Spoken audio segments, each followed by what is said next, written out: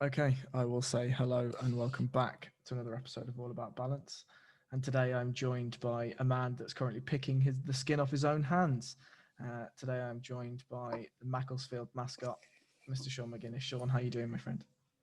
Really good, Harry. Harry, I'm on this podcast so often, it's almost like we've just done this introduction, and this is the second time that we've done it. It's amazing. I hate you so much. So now I have to admit full clarity, and full clarity is that I am half asleep and I just started recording the podcast for about 10 minutes and realized I didn't have my microphone plugged in.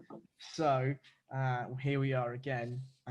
And yeah, Sean, do you want to tell people why you're eating the skin off your own hands? Well, I'm not, Harry, I'm not eating the skin off my own hands. I'm just not doing that. But yeah, I was just talking to you a bit before about how since jiu-jitsu gyms are shut, I've just had to find other hobbies basically to sort of fill in all the time that I was using just rolling around. And So one of eating those your own things. skin is now a hobby. No, Harry, it's not, because I wasn't eating my own skin. It was bouldering, okay? Even though, again, we've had this full conversation before, so it's almost like a rehearsed scene at this point. But yeah, did some bouldering, and my hands are sore from it. Excellent. Well, hopefully that sorts itself out, and maybe you can stop rubbing Thank your you. own jeans to get rid of that excess dead skin. We then moved on, quite pertinently, to the news that's come out most recently. And no, it's not that Anderson Silva got knocked out. It's that we're going into lockdown, which is actually less sad than Anderson Silva getting knocked out. I know, yeah. Here we are. Maybe we can talk about that on the balance breakdown, but. Yeah, so Boris announced that we're going into a month lockdown as of Thursday the 4th. Michael Gove has also come out saying that it's probable that lockdown will last longer than the month that's currently being publicised. What are your initial thoughts on that? Yeah, so there were a couple of things. I think I heard what you were talking about in terms of Michael Gove's statement that it could go longer than December, which kind of blew my first theory, to be honest, because my first theory was I wasn't too mad about the fact that we were going into another lockdown, in the sense that obviously the main complaint from most people, and rightfully so, is that it's another really big hit on the economy, etc., etc. And either way, it's going to really damage the economy. But I've been having quite a few conversations recently with one of my friends that works in the hospitality industry. Mm-hmm. And he was saying to me that in theory, if they obviously granted they let us out of the lockdown in December, it could actually be better for the economy in the long run. Because the reason he gave, and again, this is a stat coming from him, I don't know how true this actually is, but he was saying that 60% of his bar's annual revenue comes in December. Christmas. Yeah, over that whole Christmas month. So he's saying it very literally is like a make or break month for a lot of businesses. And in theory, when he said that, I was thinking having November as a lockdown and then having a big boom in December may actually be quite a good idea to get things back on track. Because then obviously after that, when you're looking forward to January, February, and March, like, I'm not sure about hospitality, but speaking from like the gym industry that I've worked in, it may not apply now because they've had such a big hit anyway. But January, February, March are very quiet months usually, because it's post-Christmas, it's post-boom. And then, you know, the options, if they needed to for the lockdowns, would be there. But yeah, I think granted what Michael Gove is saying, because he didn't make an outright statement, did he? The journalist kind of forced it out of him. But if it was opening back on December the 1st, I could see it being quite a good plan.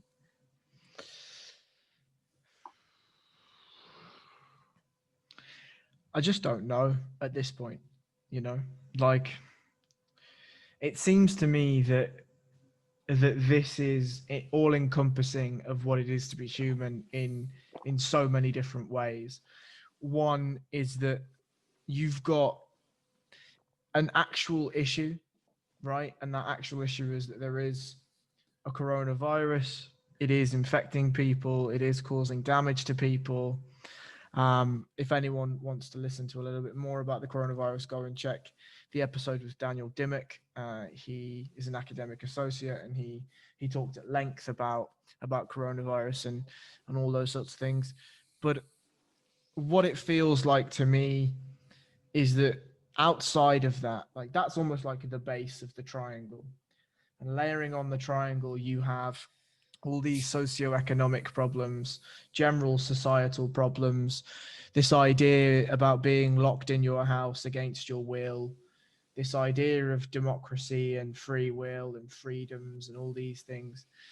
You then have on top of that what feels like a power struggle within Parliament of who's going to react best. How does that sway in terms of election votes? You've then got, if you watch the House of Commons videos, you've got people slating each other with various sides of this coronavirus. Like it's become a very, very political tool. And I think that that's a problem, right? It's a problem for a couple of reasons. One, because this is a coronavirus that is killing people, regardless of what the stats are, right? Regardless of whether it's 99% survival rate, which good if it is, right? But still, we have something that's fresh and new to us as a human populace, and we're using it to win power over other people. That just seems silly to me, right? Now, the first lockdown, I think when it began, everyone was kind of like, okay, we have no idea what this thing is. Let's all band together as much as possible. And for the most part, do our best for the country. Right now, what we learned from that lockdown is that there are lots of people that suffer from homelessness because of it. Poverty has risen, suicide has risen, domestic abuse, domestic violence, child abuse, all these awful things have come as a subsidiary to the lockdown. And that's something that needs to be taken into consideration as well. Now, obviously, this whole thing is about flattening the curve and getting the infection rate down. I just don't know whether it's going to be effective because, as you just said, right, and you just made the point that I think is really pertinent is that the blowback from this is going to be massive, right? It's almost like you're holding an elastic band, right? And you're pulling the elastic band, and that's what lockdown does. That as long as lockdown goes, the elastic band is pulling back and back and back and back and back, and eventually you're going to have to let it go.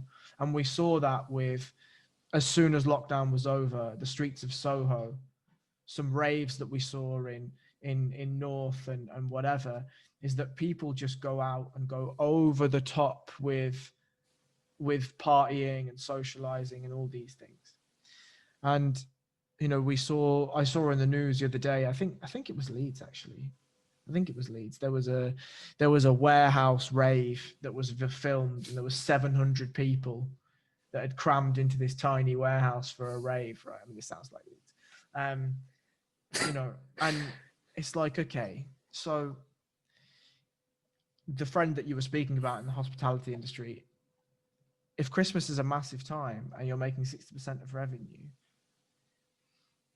that doesn't sound like social distancing measures are in place. That doesn't sound like it's conducive to keeping your distance and all of this kind of stuff, right?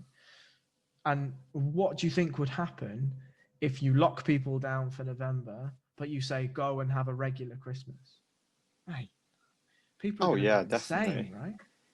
Yeah, no, it would be crazy. But that's the thing. Sorry, go on. Yeah, all I was going to end with is my question is, are we just going to be in a perpetual cycle of lockdown blowback until such a time when there's a vaccine that people can trust in that can be dished out to people that then become infected and actually have problems? I don't know. I don't know. Yeah, it's just like you say, it's the trouble with it. It's a real sort of seesaw dilemma, isn't it? Like if you go one way, something sort of just falls off the other end. But in terms of what you were saying about, if they lock us down for November and then let everyone out at Christmas, like it will obviously be crazy. But then again, that's how they sort of create that boom again. Like that's exactly what Eat Out to Help Out did, and everything else. Like they sort of need that boom. But yeah, I think also in terms of the lockdown, I'm still not sure like how helpful blanket restrictions are in terms of over the entire UK, because I can tell you as someone who at the moment, even though I may have to move completely down to the south during all this, I live between where I live in Macclesfield and then where I work, which is down more near towards Bournemouth and Southampton. And to put it kind of in perspective, people can go sort of double check the figures because I may be slightly out, but each weekend we go down, we sort of check the cases and everything else. And I think last week, Liverpool was at was 300 plus in cases per every 100,000 people. And in Southampton, even though there has been a climb, there were 50 cases per every 100,000 people. And like, either way you look at that, even if it is climbing, that's still a massive difference. And you're still serving the same restrictions over both regions. But, you know, at the end of the day, what it comes down to is none of us really know the solution to it. And everyone is always, because the more I keep saying stuff like this, I keep speaking to someone else in a different situation, like the person I was telling you about from hospitality, and they'll tell me something that puts a completely different spin on it. Like when I was listening to you and Dan Dim, and that was a really good podcast, by the way. He's incredible. Dan Dim is such an enigma, because in training, like, it's weird. You'd imagine someone like that would be really sort of, for anyone listening, like, he trains jiu-jitsu with all of us at Scramble. You'd imagine he's a very sort of like technical sort of guy, but he's not. He's like completely like catch wrestling, like, you know, he's awful farmer strength, disgusting bastard. Yeah, but one fact that he brought up in that, which again just made me think of it differently again, was when he was saying about how the UK has the highest excess deaths, because I feel like a big issue during this whole sort of pandemic is the stats and measuring it. Like one stat comes out and then another person disproves it. And obviously with the deaths, you know, everyone talks about, you know, you could get hit by a bus. If you had a COVID test, that's a coronavirus death. But what he said in terms of excess deaths, which I think he said was measured by how many deaths there were, you know, nationally last year on average, and then the difference from this year. And he said the UK had the highest in the world. It's just another one of those things. I hear that and I'm like, oh my God, you know. But yeah, the honest answer is neither of us know. No. We can just, you know, try and plan and try and come up with different theories and stuff. But madness though, mate. Madness. Yeah, and I kind of feel like maybe this is more of a philosophical question or a sociological question, but it's like, it really feels like you strip humanity down to its absolute bare bones, and at its absolute bare bones, it's both equal parts division and equal parts inclusion, right? Like everyone wants to be on team correct, but they want to protect team correct, and they're happy to destroy team wrong, whatever that means, whatever that looks like. And even on a more circular basis, it's like you want to protect team right as your family, right? Whoever that is, whether that's blood or not. And I don't know, it just feels very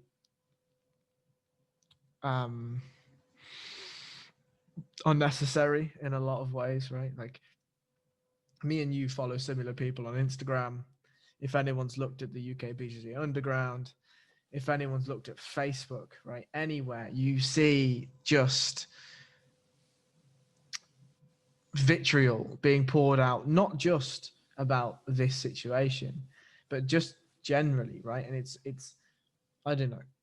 I went to Scotland this weekend and you just didn't see it, right? Like I was blown away by how kind people were.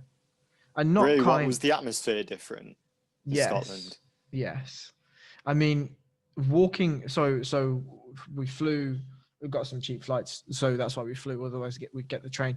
But like we flew into London, and it just felt different. Even the airport felt different, right? Like you trundled around Edinburgh Airport, and you know, people were kind to you, just people in general, not just the people working there in the hospitality and whatever, but just people were just kind to you, and they were friendly, and, you know, everyone just kind of kept their distance, not because, I'm sure because of coronavirus, but also because they just kept themselves to themselves. And just around the city, it was like that. And it was just very, very, very different, very different. It, you know, people, and I have this thing, and I wanted to speak to you about it a little bit and wonder what your thoughts were. Like I think the weather affects people a lot, right? And like Edinburgh was cold as fuck, mate. Not just cold, but it's the wind, right? Because you're right near the sea, you're right near the rivers, you're right near a loch. Like, mate, the wind is disgusting. And I think that breeds kind of people, to be honest. Really? Yeah. Honestly, like you know, we talk about him all the time, but like Joe Rogan talks about this from people from Boston, right? Like Boston, like people, it's so cold in the winter there, like so unbelievably bitterly cold, that people are like, we're gonna get through this together because it's just so fucking awful. And then in the summertime, people are like celebratory and happy and whatever. And I've never been to Boston, but I've been to Montreal, right? And Montreal winters get down to like minus 35, right? It's fucking Yeah. disgusting. And people in Montreal are super kind as well, like super kind. Now, okay, there's a stereotype about Canadians, but I just That wonder may be what. true as well. Everyone I've met from Canada is unbelievably nice. Yeah, it's scary. Like it's super It's scary. But yeah, I don't know. I just it felt like a different world, to be honest with you. really. That is, I may have to get up to Scotland then.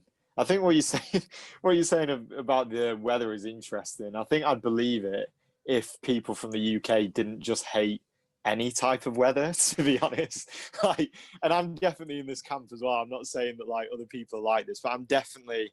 I think like the way that people from the UK respond to weather is like it's just so unique. Like, if it's really rainy and really cold, I will moan all winter about how cold I am and how many layers I've got to wear. And when the sun comes out, there'll be one day where me and every other person from the UK like collectively loses their shit and like gets the sandals on, you're in your shorts. Like, it's not even that hot, really, but you're still going out, you're like doing all this stuff, you're sunbathing and everything else. And literally, like, the second day, I'm like, nah, it's too hot, man, it's way too hot. I can't do this anymore. So I believe you, but I genuinely think people from the UK are like, maybe people from Scotland are different, but most people, me included, I feel like just any weather we get, we just end up hating. See, I don't know about that. Like, it can't be hot enough for me personally. Really, are you a sun guy? Yeah, like a ridiculous amount. Like the best place I've ever been in the world for heat was Egypt, right?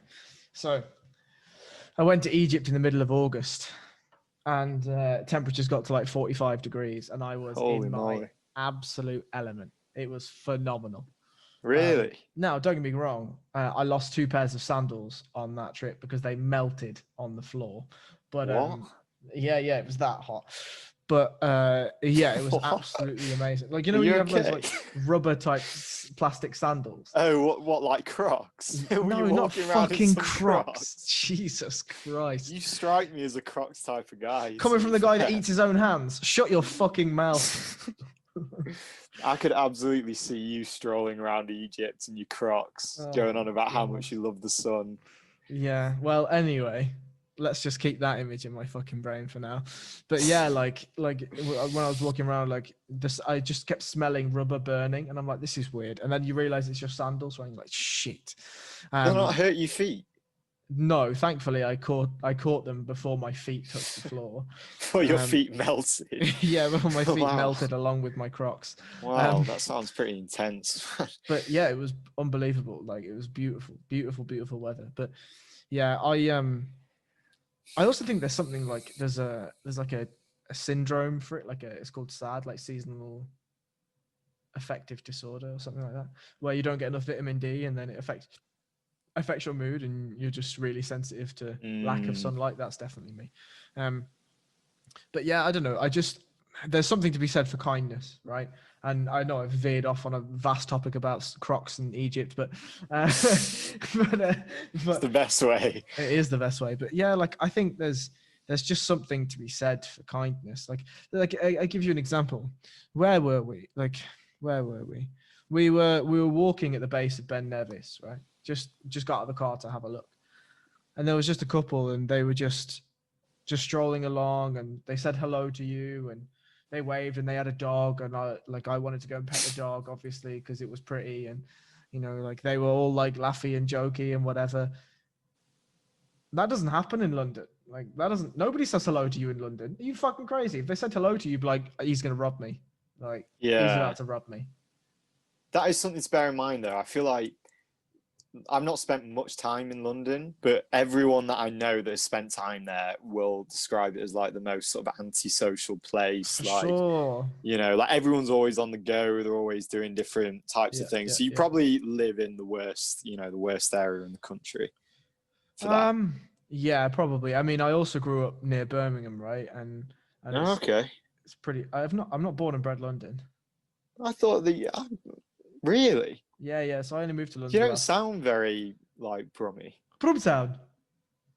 Nah, you're not selling it to me, mate. Yeah, so I grew up in a small town called Telford, which is about 35, 40 miles from. It's basically in between Wolverhampton and Birmingham.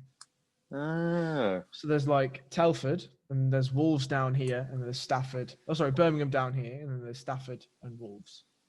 Yeah. That's where I grew up. Oh, cool. I have some cousins from Coventry. I'm not sure if it's close to that. So it's like Telford is here. If Telford is at the top, it's north of Birmingham, and there's Birmingham, and then Coventry south of Birmingham. So it's basically in between. Birmingham's in between the two. So yeah, not too far. Oh, nice. But yeah, I only moved here for work. I moved here like 5, maybe 6 years ago, something like that. Yeah. And what would you say? Telford wasn't that social either? No. Telford was rough, man. Telford was violent. Like, yeah, Telford was violent. It's such a strange demographic in Telford because it was a man-made town, right? Predominantly, like there was Telford Village, which had like 200 people in it back in the day, but it was made as a feeder town for people that were working in Wolverhampton, working in Birmingham, working in Stafford. So what you found was just loads of people that couldn't afford to live in Birmingham, Wolverhampton, Stafford, etc., moved to Telford, right? But then what you also had was you had people that didn't want to live in Birmingham, Wolverhampton, Stafford, that had loads of money, moved to Telford. So it was like there was a pocket of Telford that was really well off, and the rest of Telford was just a shithole, right? Like an absolute shithole.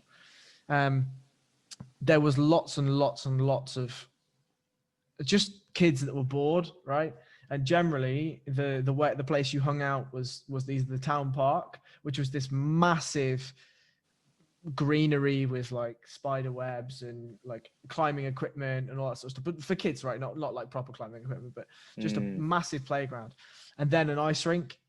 And like everyone went to the ice rink. Everyone fought at the ice rink. The amount of people I've seen get hit with blades on skates. I've seen what they took the shoe off and just started like dueling each other. No. So generally what would happen is there'd be outside of the ice rink there was a big alley, and by a big alley it was like 80 meters, 100 meters, right? So it's pretty long for an alley, right? But it was like the length of the ice rink. And you'd come out of the ice rink, and if you were getting on the bus, you just carry straight on walking.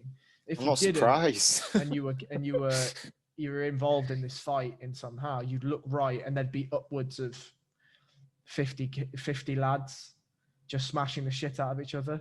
And then one scary fucker would just take his boots off, put them on his hands, and go in swinging. Like I've seen that a number of times. What? So they still had the boots? They still had the boots on? Yeah. So if you buy your own ice skates, right, you can get something called guards, and they're like big, thick plastic things. So you can walk around. Yeah, exactly. Now, eventually, they got banned in Telford because then people would just walk around in their skates, right? And if you all the ice skate related crime in Telford. Yeah, like as funny as that sounds, like that is crazy. The worst That's story, so crazy.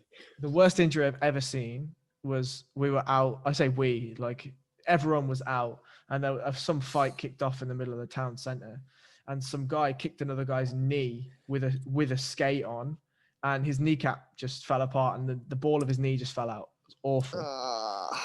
That sounds Awful. like some Game of Thrones type shit. Where are you living, man? Mate, it was rough. Are you all right? Yeah, I'm all right, mate. I'm all right. That is terrible. But That yeah, did not yeah. happen in Macclesfield. There was no ice skating rink where Yeah. people. I've never heard of that before. But now I think about it, I feel like an ice skating boot's actually quite a good weapon, That's provided you've unbelievable. got Yeah, like yeah. decent balance. Obviously, I would have never succeeded in those battles because my balance is poor. But that's crazy. But yeah, like yeah, I mean, I could give you tons of stories about violent encounters in Telford, but yeah, I grew up there. I did my best to stay out of as much violence as I could, and inevitably got embroiled in some of it. Right, like it was my sister was pretty violent, so a lot of the time there were encounters there. But yeah, then I in a roundabout way, I moved a couple of other places for work, but then eventually I came to London about 5-6 years ago. So yeah, definitely not London born and bred, but yeah. Wow, so London is actually a step up in terms of friendly people than Telford by the sounds of things. Because obviously, I wouldn't like people. It's not ideal if there's not much of a social environment, but that's one thing. I mean, someone coming at me with an ice skate is very different. Yeah, I mean, I think the as probably as backwards as this sounds, Telford was also extremely small, right? So everyone knew everyone. Yeah. And I imagine it's similar to that in Macclesfield, right? Like yeah, you very know similar. everyone through a second friend, or a second friend's friend is your mate, or whatever it is, right? Yeah. And now that obviously caused a lot of problems as well, because all of a sudden you're having a row with your friend's brother's friend, and it's like, oh, okay, Jesus Christ, and it just goes around in circles. But in terms of friendliness, like again, I was in a relatively privileged position because my sister had a name, quote unquote, in Telford. A name. Yeah, she was known for being violent, pretty and fierce, and a bit rough. Yeah. Yeah. So Wow. wherever I went as a fat, specky 15-year-old kid or whatever, you were like, shielded. I mean, yeah, like one of the craziest stories. I fuck it, I'll tell it. If my sister hears this, then it's your own fault. You did it. But like nice. one of the craziest stories for my sister was we were at the ice rink and I was having a problem with this guy before we even got in the ice rink, and we were just arguing. Jesus, why were you still going to this ice rink? Well, I would have just left it. I played hockey, right? So okay. So you had to be there. Well, one, I had to be there for training, but two, again, it was our social center, it was our recreation center, and to be honest with you, like, I know this sounds silly, but at the time, you don't even notice the violence. It's just part of it, right? It's just there. Like, if I'm not involved, I don't care. Like, if people are fighting, I'm just there to skate, right? Yeah. But anyway, I'm having an argument with this guy, and all of a sudden, somebody grabs the back of my hood and like pulls me back, right? And then the rest of it happens quite quickly, but it's my sister anyway. And she pushes this guy into the corner of the room and slaps him so hard that she knocked 2 of his teeth out. Really? Yeah. Oh my God. And I was like, we were literally just arguing. Like, it was fine. It was just an argument. Like, we were almost at the end of it as well. And she just fucking bundles in and slaps some guy and knocks 2 of his teeth out. So yeah, like, she was very prone to things like that. And generally people don't want to be the victim of violence. So what happens is they just stay away from you. Do you know what I mean? And there was like it was, we could probably talk for an hour about my childhood in Telford, or probably longer, but either way, like, it was kind of fine. Like, it was kind of fine. You just got through it. But in London, it's different. In London, I mean, the first day I ever got to London, I saw a guy get stabbed outside Tesco's, right? So that was the revelation. I'd never seen that in Telford. Yeah, that sounds horrible. yeah, it was a rude awakening to London, that's for sure. London just feels very lonely, very, very lonely. The way I describe it to anyone that asks is London's a really false mistress. Like she'll give you everything you want, but she'll never tell you the price. She'll just take the price, right? And the price generally is a lot of hard work, a lot of money, and pieces of your soul that you didn't even know that you had. Right? Like it's the most populated city in the UK, and yet the loneliest, in my opinion. Yeah. And that's something that I don't think we quite know the toll of yet in terms of mental well-being.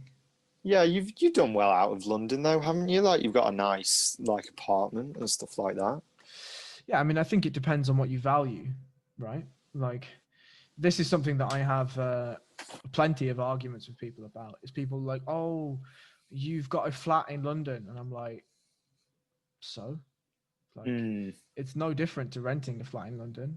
It's not really. Like, okay, I'll know it in 25 years when I eventually, like, I don't have to pay the bank back anymore. But mm. right now, it feels no different. It's the same four walls that I come home to, that the neighbor next door comes home to, and he's renting, right? It's the same thing. It's the same. And don't get me wrong, like, I'm in a vastly privileged position that I'm able to afford a flat in London. I'm able to sit here talking to Mm. you on a computer that I own and all this stuff, right? Like, that's great.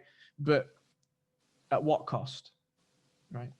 Yeah. Would you say that community is probably one of your main priorities then? Or Yeah. having like quite a good sort of social circle? Yes, I think so. And I think it took a long time for me to work that out, to be honest. Like, I'm quite an Mm, introverted person generally. Um, and then, I think as I get older, I only kind of realize how my childhood affected me personally. Like, just not wanting to talk to anyone for fear of getting in trouble with them. You know what I mean? really, yeah. Yeah, yeah. And because I wasn't the best looking child. I wasn't the most athletically gifted child. My you'll like this story. I got picked once for the school football team. Right, my school football career lasted an entirety of 13 minutes. Right? So I So started the game how old's Harry at this point as he's getting drafted 16, for his football team? Oh, 16, okay. right? So So quite old. yeah, yeah, yeah. So I was fucking terrible, right? Yeah. Like, at every sport, really. I say that actually. I have one strength in football, right? I could put a Oh cross yeah. in. Everything else I, is absolutely terrible, right? I don't even really know what that means, but it I'm sounds able sounds cool. to I'm able to kick a ball in a fashion that means that it can curve in the air. Nice. Yeah. Nice. That is a good skill. Yeah, but like the basic skills of being able to pass it like 5 meters, not great. Not great. But anyway, so I get drafted and I start at right back, which was my preferred position. And then some guy was unbelievably fast. He took the ball past me, so I dived into the back of his leg, 2-footed with studs, and got sent off immediately. So Wow. Bringing yeah, some of that Telford energy yeah, there you onto go. the pitch. Oh There my you go. god. There you go. That was my high school career. But yeah, like anyway, like I think the community thing is massive, and I think I found that in various avenues. Like, I'm very grateful for people like you, people like Liam, that are like my extended community. I mean, I actually talk to you more than I talk to many people, to be honest. But I found like 4 or 5 people in London that you build a community with, and I think that happens naturally. Like, you'll be the same. I'm sure that there's people down in Southampton that you've now become very friendly with, and that you feel close with, and I think humans do that naturally. But yeah, I think that community is a massive thing. Like, do you feel like you had community growing up in Macclesfield? Oh yeah, in Macclesfield it was huge, but I think I was quite lucky in the sense That that doesn't exist. oh, we can get onto that in a bit actually, because I keep hearing you say that luck and chance doesn't exist, and I've got a recently changed opinion on that. But anyway, we'll get Okay. onto that in a bit. Yeah. But yeah, I think I was quite lucky because I wasn't Still doesn't I exist. wasn't like the shyest child. I Okay. didn't hear what you just said, but fuck you anyway.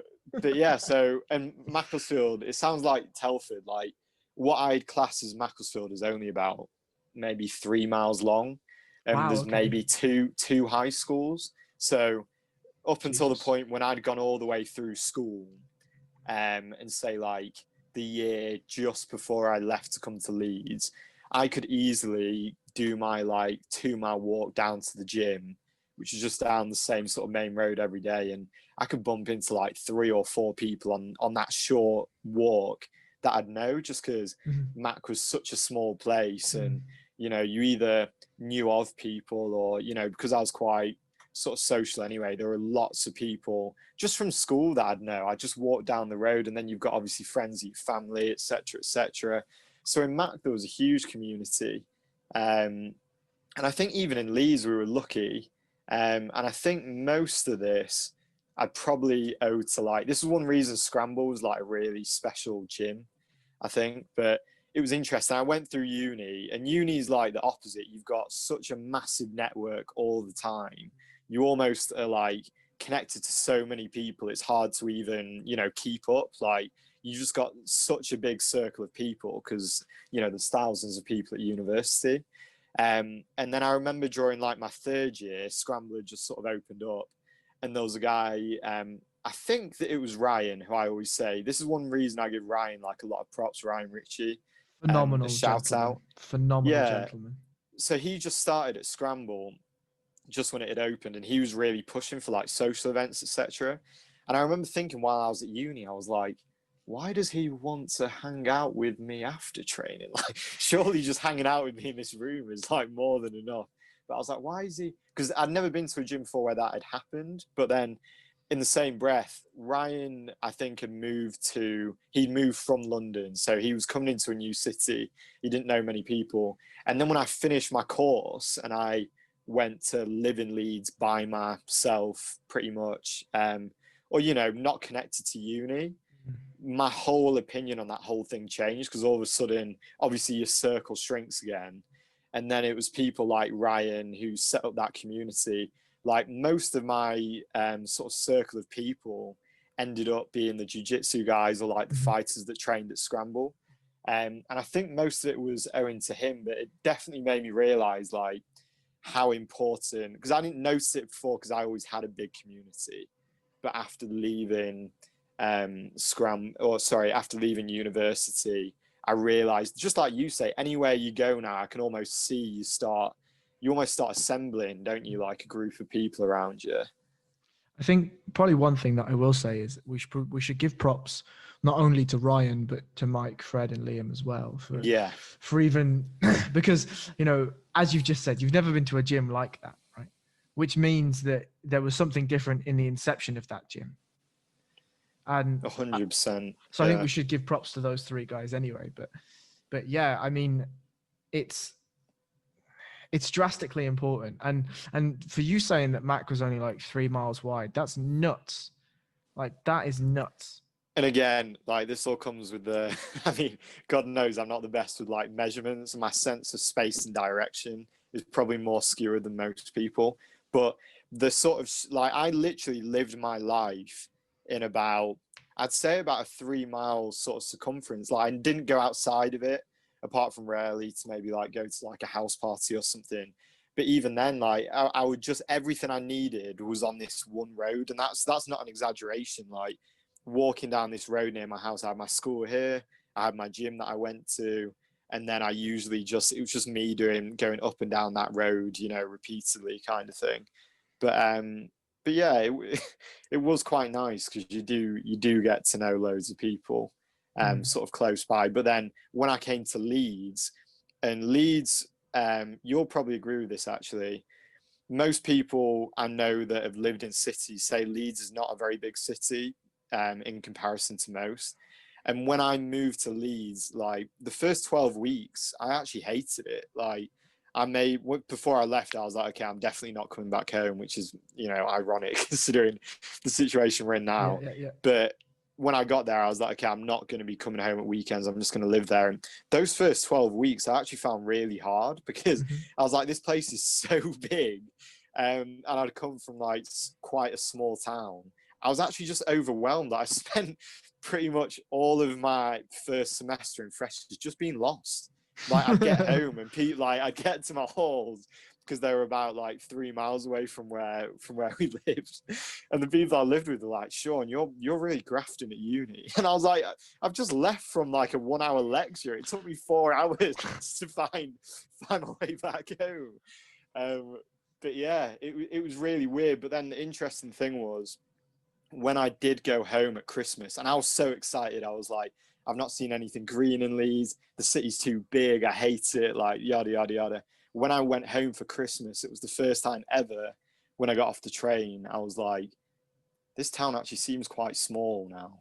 And it was really weird, because I even remember before going to uni, one of my friends sort of runs one of the pubs in Max. So we went there for like, you know, last couple of drinks with like our small little group before we went to uni. That And sounds there's messy this. as fuck. No, this was actually quite calm. This was actually quite a chilled out thing, because everyone was quite sort of, it was weird because you leave into uni, but people are quite sad because they're all going to different places. And a lot of my friends didn't go to uni either. So it's just like everyone's sort of separating. But I remember there's this like bank in Mac, like up on top of this hill where you can sort of overlook the whole city. It's kind of like yeah, like a little bit of a film moment. But I remember like 18-year-old me going up like slightly drunk, sitting on this bench, like looking over at all of Mac, and I was like, everything I need is here. Why am I leaving here? This makes no sense.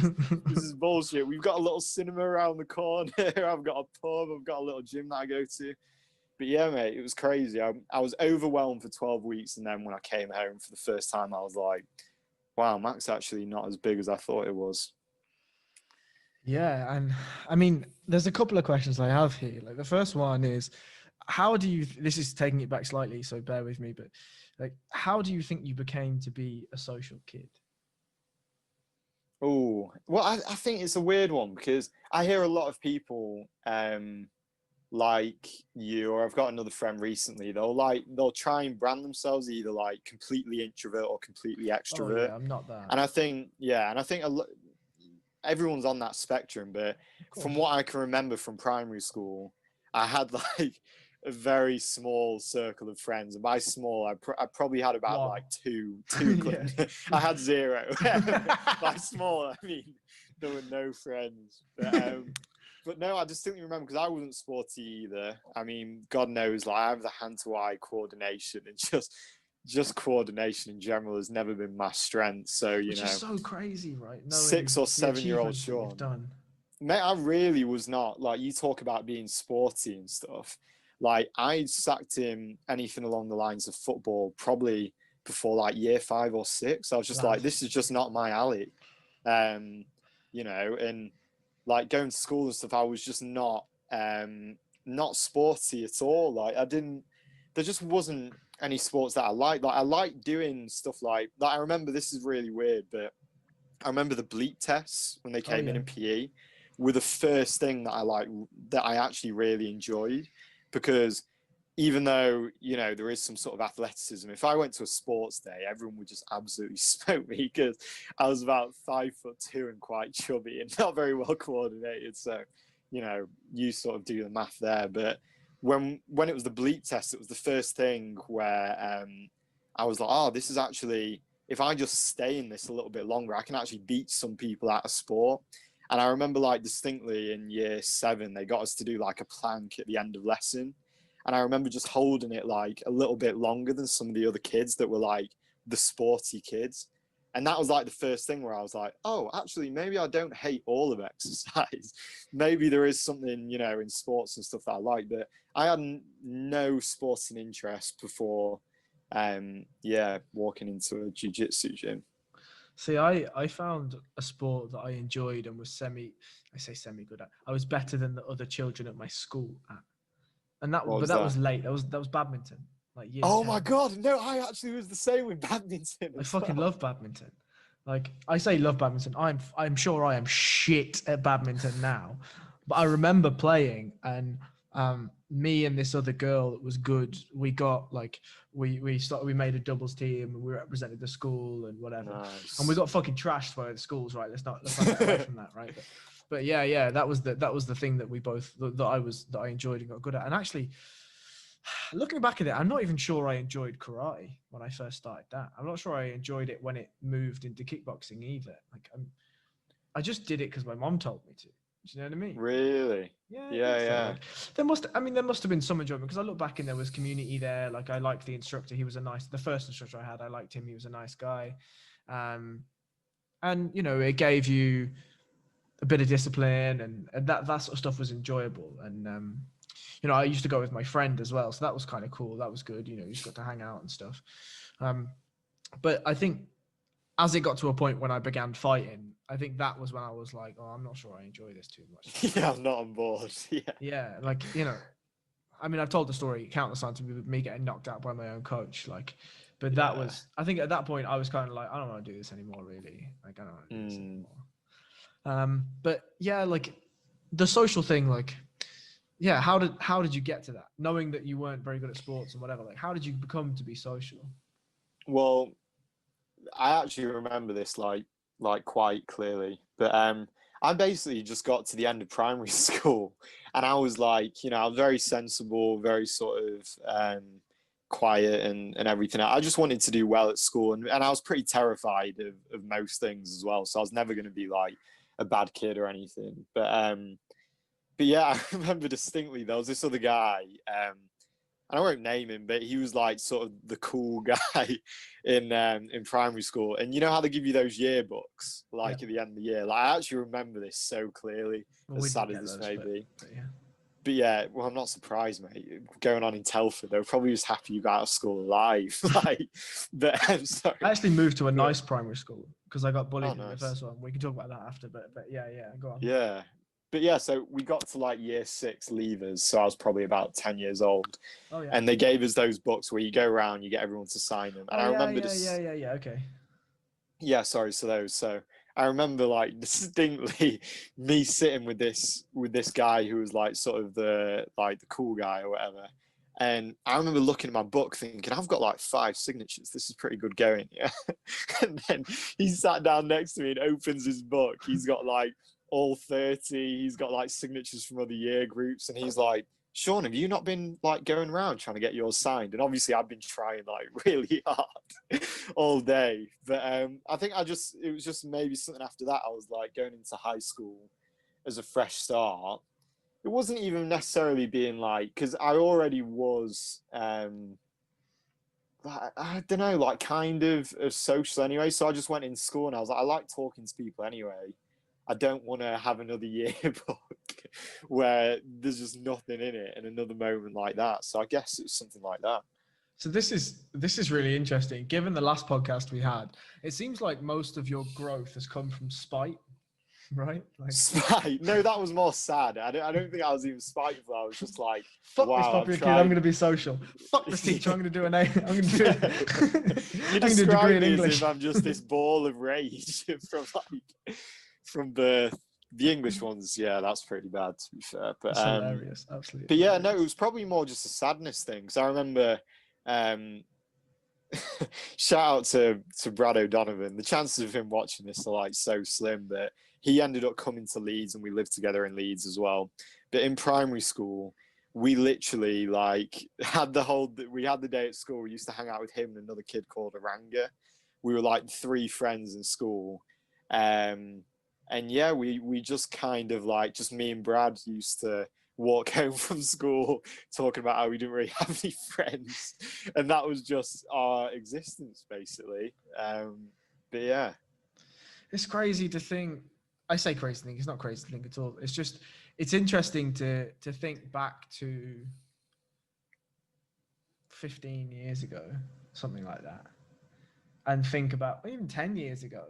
And think about who you were and the things that you thought about and these kinds of things. And then you take it back to now when we're talking about, a global pandemic that's having layered socio-economic problems and people arguing in the House of Commons. And it's a different life. Like, it's just a different life. I think about this all the time. Not all the time, but there's some time of like, you go back and you relive memories and it's literally like a different life.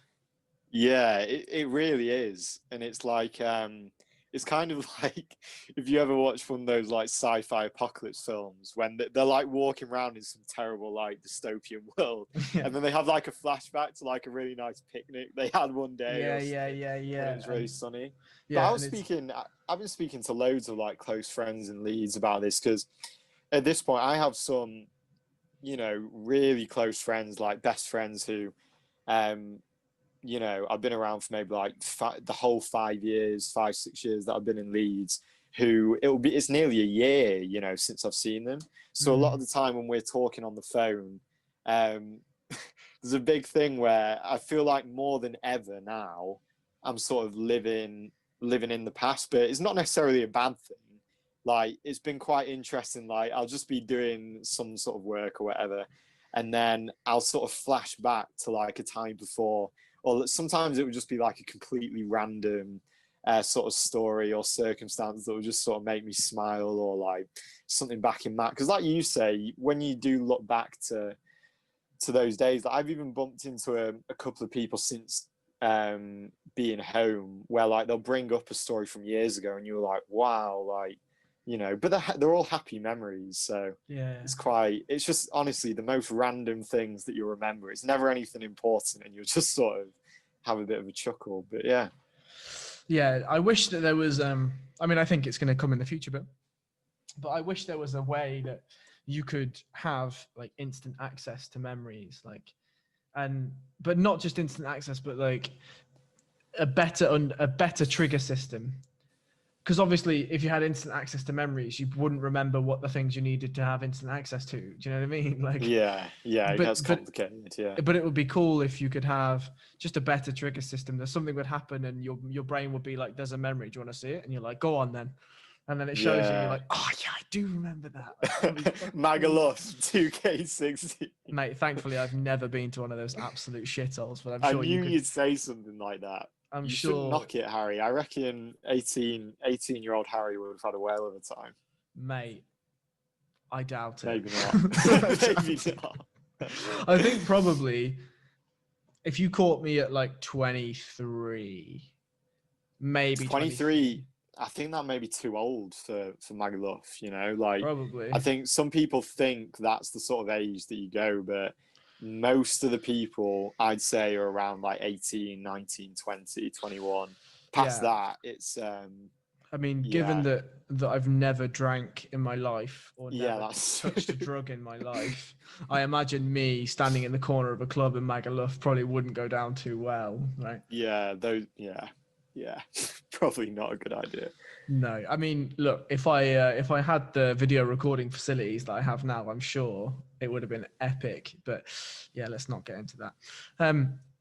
The second question I had was again a slight pivot and on memories is we spoke off air about you selling a sheep. Now that's a fucking memory, and I want to hear about.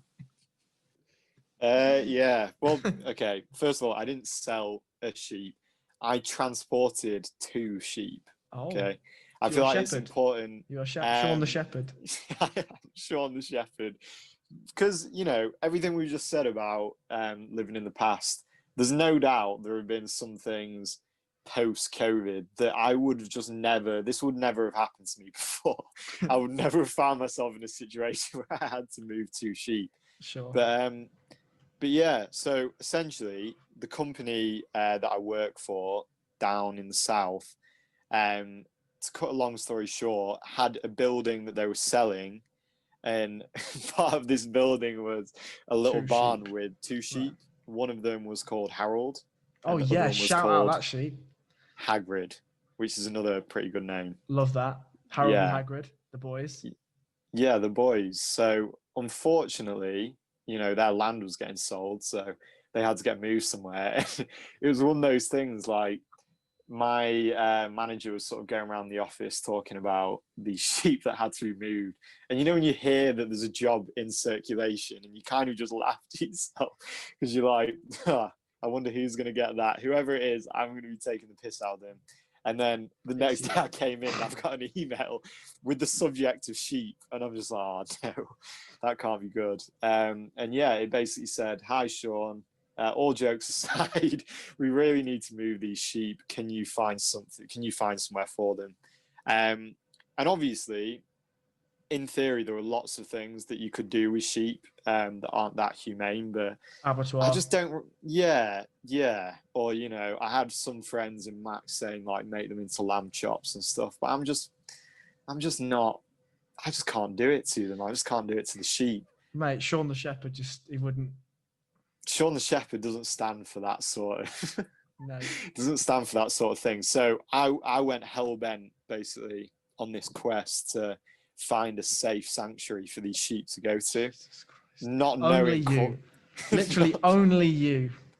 Yeah, because imagine doing like general office work and in between it, you're having to just call random farmers and stuff. Because I wanted them to go to a safe place. I didn't want them to go to an abattoir. I wanted them to go to like an animal sanctuary somewhere.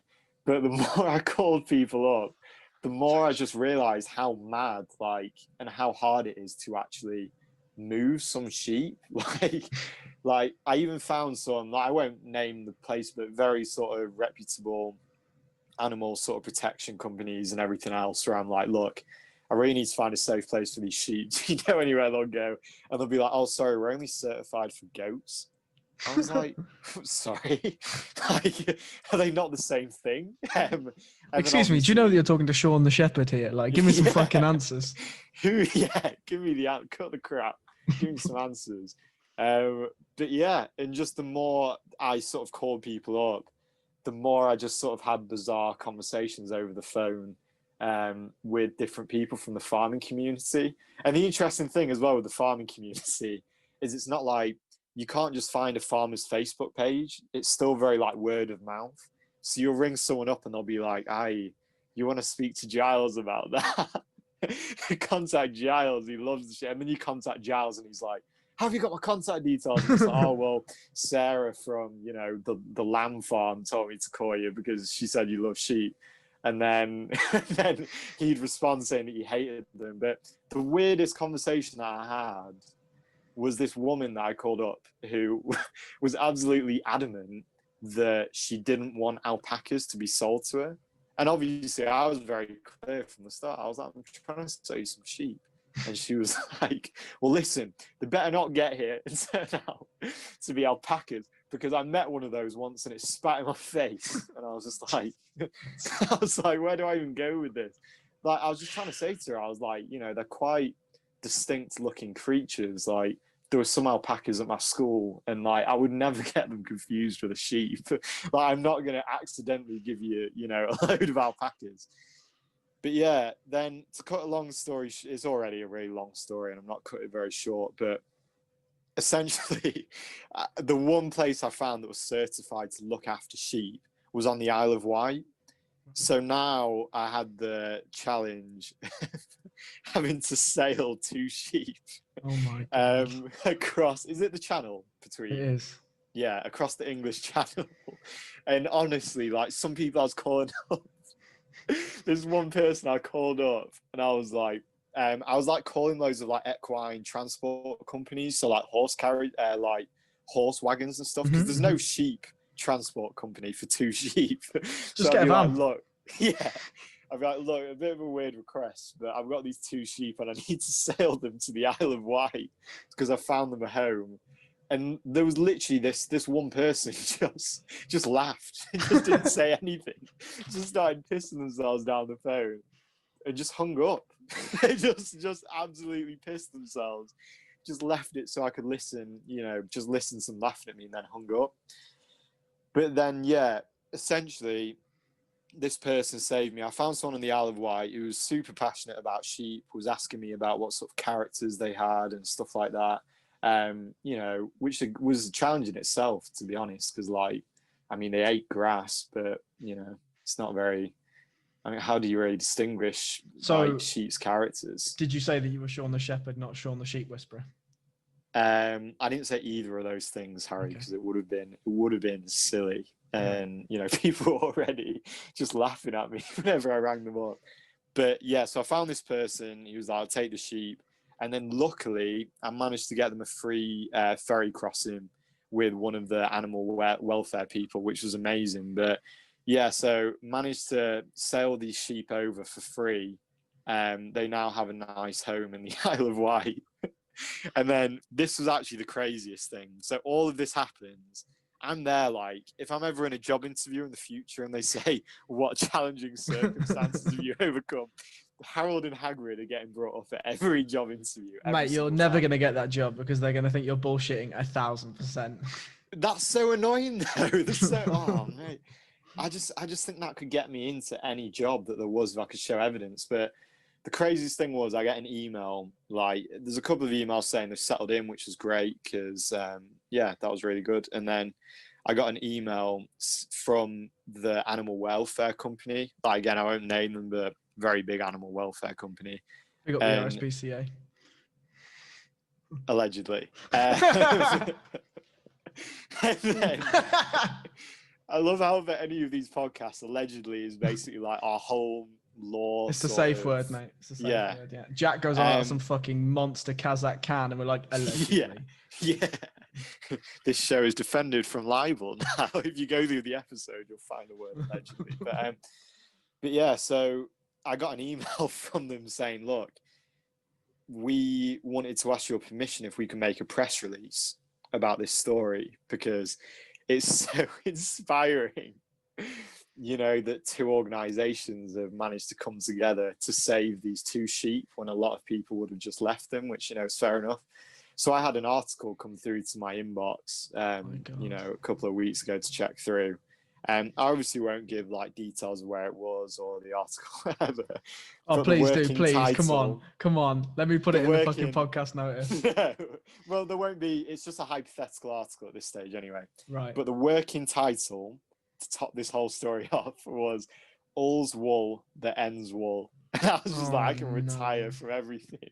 I was like, that's the only professional achievement that I need at this point. They've dropped the ball. But, the working title is Super Sean the Shepherd. There's a lot of alliteration there. Mate, that's all you need. Super Sean the Shepherd saves Harold and Hagrid the sheep. That's all you need. That is quite an eye-catching title. Super Sean the Shepherd sails Harold and Hagrid the sheep. There you go. That is quite good. I should hand your number to them, Harry. You should. I'll repurpose my fortune into title making. But that's honestly the most bizarre thing I've heard all week. And frankly, if anyone else would have told me, I would have not believed them in the slightest. But it seems like your life is merely a myriad of bizarre occurrences over and over again, whether it be in a nightclub in Berlin, whether it be in a Magaluf weekend, whether it be saving. You said that like such an old man. Whether it be in one of those old man places, one of those places in Magaluf where all the youngsters go. Yes, one of those hip and happening places. Yes, where they don't have wheelchair access. But yeah, like I'm not surprised. I think, look, without making that too serious, like it does definitely speak to your character because so many people would have looked at that email, being like, "Is there any way we can get them? Like, can you do something with them?" And they'd be like, "Yeah, I could do something with them," and you just get them shipped off to the next abattoir and nothing happens, right? Like, but it's so Sean of you to be like, I know. Not only am I going to save these sheep, I'm going to give them a free holiday to the Isle of Wight, right? Permanent holiday. Right? They're not coming back, but yeah, I get what you mean. You know what I mean? But that's just so Sean. It's so Sean to just not even go 1 mile. It's to do the ultramarathon mile, right? And just make sure that every fucking tick is crossed. And then all of a sudden you have an article written about you. Yeah, it's pretty intense. My only criticism of your process is that it didn't really feel all that democratic in that the sheep didn't even get a choice where they go. You didn't consult Harold or Hagrid about their future whereabouts. Well, that's the thing. Mate. I only met them once, and I don't actually think that we had like much chemistry to speak of, to be honest. Like, I met them once, and I was kind of creeped out by them. Like, I've found them the home by this stage, so I've done everything right. But they kind of scare me. Like, I didn't want to get to. They're very big sheep. They're really like, yeah, really big sheep. Like it's quite shocking how large they were. But yeah. So those sheep weren't the bear to Habib. You Um, didn't have a wrestle with them. Well, absolutely not. No, I feel like Right. I don't think that would have gone well with the animal welfare people. But they were probably bigger. I'd say they were like 2 times the size of Habib's bear. Like when Habib's bear was, still a child, they were very big sheep. But Look, I mean, if you were a better wrestler, maybe. Yeah, one that got me in a single leg carry and took me down. I was sitting on it, but it's fine. You could say it. It's fine. I don't even know where we go from there, to be honest. Never. You are right. Go on. No, I was just going to say you are right. When you were saying about sometimes my life being a bit bizarre. Like I remember this interview with Russell Brand ages ago. He used to say that for his stand-up comedy, people were like, "Oh, where are you coming up with these ideas?" And he was just saying that whenever he left the house, like something embarrassing basically happened to him, something embarrassing and humiliating. So he's like, I may just stay in this interview because the minute I'm out there, it's all going to start happening again. So yeah, it just pans out a little bit like that sometimes. Why do you think it is like that? Because some people go through life and it's not, I wouldn't say it's stale, but they don't send sheep to the Isle of Wight, right? Like, how does that, why, if you had to think about it, why do you think your life has all these bizarre occurrences? I don't know. I don't know. I don't know. I reckon everyone's like some. I don't know. Really? Maybe. Yeah. Okay. Maybe. Maybe not. But it was probably just what you said. Like maybe being a bit more open. I don't know. I really don't know. Maybe it's like my dad always. Like he actually had quite a good saying. I think this is quite a common saying, but I never heard it before about how boats aren't meant to just stay in the harbour or something like that. So I don't know if they've, sort of instilled in us this idea about going on adventures and stuff like that. But I've always liked people as well, like who haven't just stayed in one spot, who haven't just been like, okay, I started working for this firm and I did that for 20 years and, I got a house like the first year of working there, and then that was it. That was the close. But I've always liked people like there's a guy, again, very slim chance. He's probably sick to death of listening to me just from the years that I knew him. But shout out to a guy called Eddie Carmo, who I don't know if you heard about him, but he was the first guy I ever cornered in an MMA sort of fight. He used to train with, like I'd say now, me, Sam, and Louis are like the sort of a bit of a trio and everything else, but it used to be me, Eddie, Louis, and then Sam was sort of coming in. But this Eddie guy was just, I met him at uni and he came to uni when he was 27 and he just had like the craziest life, and obviously those are his stories to tell, but there's all sorts, from like sleeping in gyms and all sorts of different things and how he got into MMA. And I don't know, I think I like people like that. Like I like people that have had a bit of a like Forrest Gump type existence, but I don't know. Mate, I'm not sure I know either. But yeah, I don't even know how you transition away from, I sold some sheep for free. Or didn't even sell some sheep. You gave some sheep away. We could go on to your chance thing because that go on then. You said to me that so let me preface, like I don't believe that the common conception for chance and luck exists, and I say it in a hyperbole fashion that I don't believe in luck and I don't believe in chance, and to some aspect I don't. But go on, tell me why your mind has changed. Tell me what your thoughts are, and then you can grill me on what I think. So I'm pretty sure that I told you to read this. Well, I think there's a mix of both, okay? But I read a book over lockdown called Outliers recently by Malcolm Gladwell. Okay. And I really recommend it to anyone that can read, because I'm not the strongest reader. Did you just say, but I recommend this to anyone that can read? I I hope think not. you did. It's entirely possible. Fucking hell. So there's these things called books. If you can read, they're gonna be great for you. Oh my God. What I meant was it was an easy read, and if you weren't the strongest reader, then Oh. it's very, it's got some really cool things in there, but it's also quite easy to read because Right. there's other books that I'm reading that have taken like a silly amount of time to Let's get start through. there. Just a sec. What other books are you reading? So I'd say at the moment it is. I finished Outliers. There's a cool book that I had to read for my course, but I actually read really quickly because I thought it was quite interesting, called Into the Woods by John York. And that's literally just about sort of like story structure and like TV, film, everything, like why things are structured a certain way. That'll probably blow your mind a bit, and you won't sort of watch film and TV usually. The big one that's taken me ages is Sapiens. Really? By Yuval Noah. Something. I can't pronounce his last name, but I think that's great. It just has taken me a very long time to get through. But yeah, sorry, you were saying about if people can read, there's a book for them. Yeah.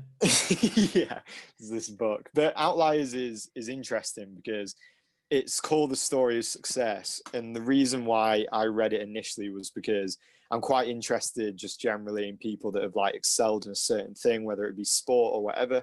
And I thought that it would be quite an interesting book to read with that in mind. And I thought it was going to be stories about how special individuals manage to do a certain number of things to reach success, when really what the book is about is he takes those people, whether it's Bill Gates, Steve Jobs, the Beatles, that chapter's really good, looks at these guys that are really successful. He looks at the story from the way it's been told. So, for example, the Beatles were incredibly talented, so they did everything the Beatles did.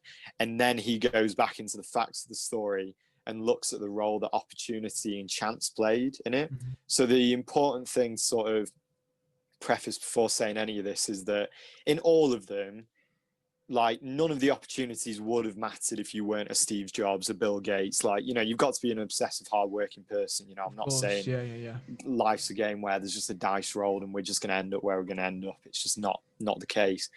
But some of the things he says in there, and it's quite even interesting in the context of what we're all going through right now, about the times that people are born, because I'd say that's a pretty decent place to start it off in terms of you've got a pretty limited chance of being born anywhere. I know the probability is something stupid, but also the year in which you're born, like there's nothing I could have done to control when I was born. But I'll give you a quick example that he opens the book with, and people should go read it because I'm probably going to absolutely butcher this, but they were looking at the date of birth of a top league hockey team in Michigan, I think. And someone looked through the team and realized that everyone bar maybe two guys on this hockey squad, and most of the squads in this sort of region all were born between January and March. There were like one or two outside of that, but the vast majority were January, February, March. Okay. And the reason that was because if you go all the way back to these players when they started off as children, the date of the tryouts happened in November, December time every single year. So in theory, the kids that were born January, February, March had an extra year on top of the other kids. Okay. And then what happened then was, even from that simple head start, they get through the first tryouts, and that tiny little inch, just like any sort of race, accumulated into this massive gap over time until you get these hockey guys in Michigan. And again, they had to be athletic, they had to be hardworking to pass those other tests, etc., etc. But he said the difference was so dramatic that your chances decreased like crazy if you were even born in April, if you even fell out of that sort of guideline. So that's number one. So what do you think with that? And then we can sort of go into this a bit more. I really like that, actually. And actually my only, the point that I concede drastically on is birth. Like, I think that in the very notion that, so I don't think that chance or probability is wrong, right? Whatever.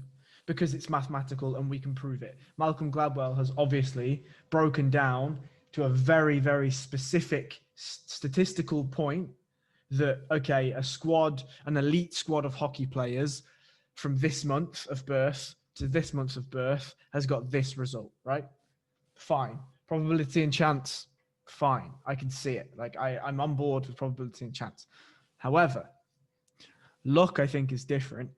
Now, where you're born, who you're born as, who you're born to, when you are born, the reason why I can concede that those things are luck, right? Because I don't know that there's a mathematical calculation to determine where in the world you're going to be born, right? I just don't know how we would even begin to calculate that. However, therefore we have to brand it as something else. And that something else at the moment, there is no other English word than luck that I'm aware of, right? But the reason why I don't believe that it's lucky, or that I don't believe luck exists, even for those players, let's just say, is I don't think there's anything lucky really about what happened to those players, because luck seems like it's superfluous almost, that it's passing action to something that's not defined, right? That's the reason why I don't really believe in it. And equally, we can understand mathematically why, because Malcolm Gladwell proved it. I didn't have to do the maths. Malcolm Gladwell can say, okay, well, these guys are all winners and they're all elite, and the correlation that I can find is that they were all born in these 3 months of the year, right? Cool. There is probably way in our future a mathematical calculation that would be able to determine where we are born, when we are born, etc., etc. Like, we're able to calculate things now in the modern era that people 300 years ago wouldn't even, they'd be saying the thing that I just said. I can't even fathom the idea of how we'd begin to calculate that. But yeah, in terms of probability and chance, I'm with you for now. I'm with you. Yeah. Well, it's an interesting one. I suppose his point will always be the issue with trying to go against his argument is I can't take a Bill Gates and I can't take a Steve Jobs and place them on like any sort of separate timeline and see if they still would have risen to the top. Because I imagine people with those qualities, I mean, who knows? You could have put Bill Gates in some sort of other area or business and he still most likely would have been a very successful guy. Yeah. But, even if you think in the context of what we're going through now, like it was quite an interesting book to read just before the pandemic, because then in the middle of it, I was thinking, how has when I've been born changed my experience of what we're all going through now? Because as sad as I am and as much as I moan and everything else, if I look at the date that I was born, being 23, my education's behind me, like I'm not in school anymore. I'm also not at the age where you've sort of committed to a career or anything like that. So I'm very much in the middle during a time where things are really uncertain and up in the air. Whereas, this is an obvious thing to say, but if you go to someone that was born in the 1960s, they're probably having a very different experience of it right now. So it was quite an interesting one to read, thinking of that going into everything going on at the moment. I agree. And again, I think that that's something different to luck. Do you know what I mean? Like experience. Maybe chance, or that it's still none of us could have controlled. Like I'm lucky that I am the age that I am right now, and I'm not committed to these other things. No. You're not lucky. You're not lucky because no, you're not though. You're not. The reason why you're not, right? The reason why you're not. The reason why I disagree with that statement is because you could have been. There would have been ample opportunities in the last 5 years for you to be committed to something long term, no doubt. But you chose against it. And you chose against it based on the experience that you had to that point. Now, there may be, if somebody had put you back in that situation, whatever that situation is, with the experience you have now, you may well have chosen, I'm going to do that thing because for whatever reason, right? Experience A allowed me to believe that experience B would have been better if I'd made choice C, right? But to say that you're lucky that you're in the position now, it's just not the case. And it's not the case because there is, I mean, there isn't, but think about this from a computer perspective, because this is the analogy that I draw. In a computer, there is something called an event log. And in that, for anyone that's ever touched any form of IT administration, you're going to know what an event log is, but I'll just say it for anything else. An event log essentially logs absolutely everything, every action that a computer makes inside Windows operating system, right? So that could be opening and closing a program, executing a function. It could be when something goes wrong. You can see it, right? You can see what happens. Now, when you're actually looking at the screen, you don't see the things that are logged in the event log. They all happen behind the scenes. But if you want to see them, you can go and you can interrogate the event log, right? Well, something similar happens in life. Like, imagine life had an event log, right? If you wouldn't be able to subconsciously understand some of the decisions that you've made, or the experiences that you've encountered and how they've affected you subconsciously, in order to then relate into your conscious to then make a certain decision. But they still happened, right? And they still would be logged in some fashion. Now, this isn't me asking for some fucking overarching Skynet camera that watches your entire life, but it would be fucking interesting, right? Because then you could say, like, okay, why did I choose to turn down this job, right? Whatever. And you will say, oh, well, I turned it down because the money wasn't right, or the hours weren't right, or it was going to take away from my family, or whatever. Well, every action has a reaction, but that action has a pre-action as well, right? Like, this is about the way that this whole luck chance thing has been in my head for a while, right? And this all started one science class. I think that was year 7 or year 8, and we were talking about the first mover, right? I don't think I was thinking of anything that deep when I was in year 7. You were way ahead of me. I don't know about that.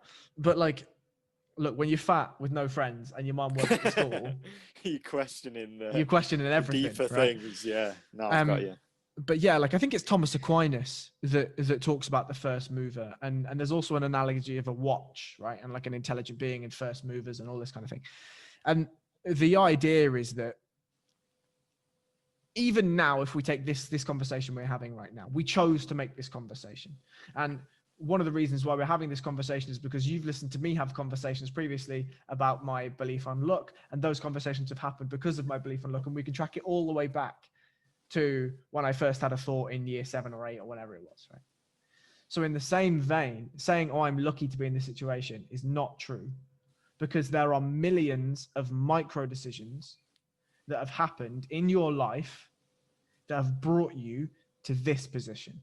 And actually, there's millions of micro decisions that have happened by every single other person that you've met in order to bring you to this position. Now, you're not hearing me talk about The Secret or any of that fucking butterfly effect bullshit. But what I do mean is, like, okay, you're able to live in the house that you're living in because your mother and father got to a position where they could provide you with shelter and accommodation and water and food and some clothes and some iPod headphones that you can do the podcast with, right?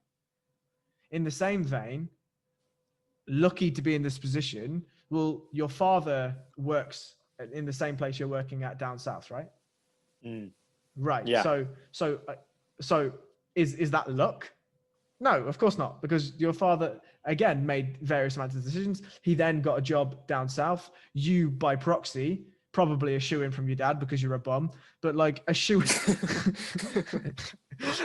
from Papa Maguinness, and you're now working down south. Is that luck? No, it's not, right?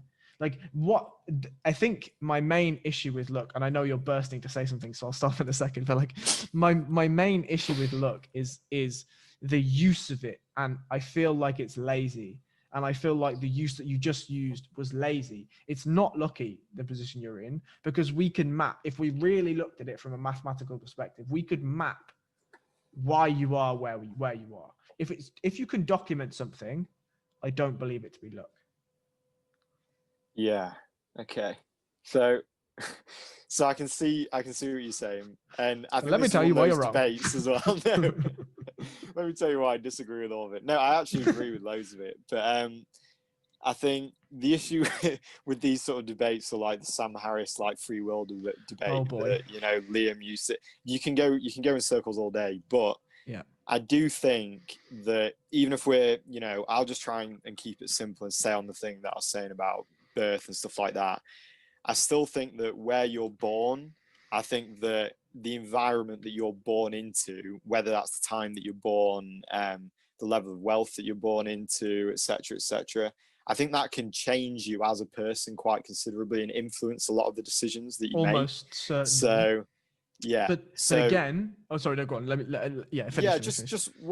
Just one interesting example, because I was thinking about this the other day, but we've got a family friend who has 2 young kids, and it's been interesting listening to her talk about these kids because they've both got tablets. They're both on social media from like a primary school sort of age. Like it's very different growing up as a child now as it was before. Of course. And going back to the date of birth thing, like if you look at my date of birth, for example, like 1997, that was exactly the same year that Google was founded. And I think it's quite an interesting thing to think about because, when technology was in its infancy, so was I. So as we grew, technology grew with us. Whereas the kids being born now into a different environment that, sort of out of their control, they are now growing up with technology that has like a 20-25 year head start on them.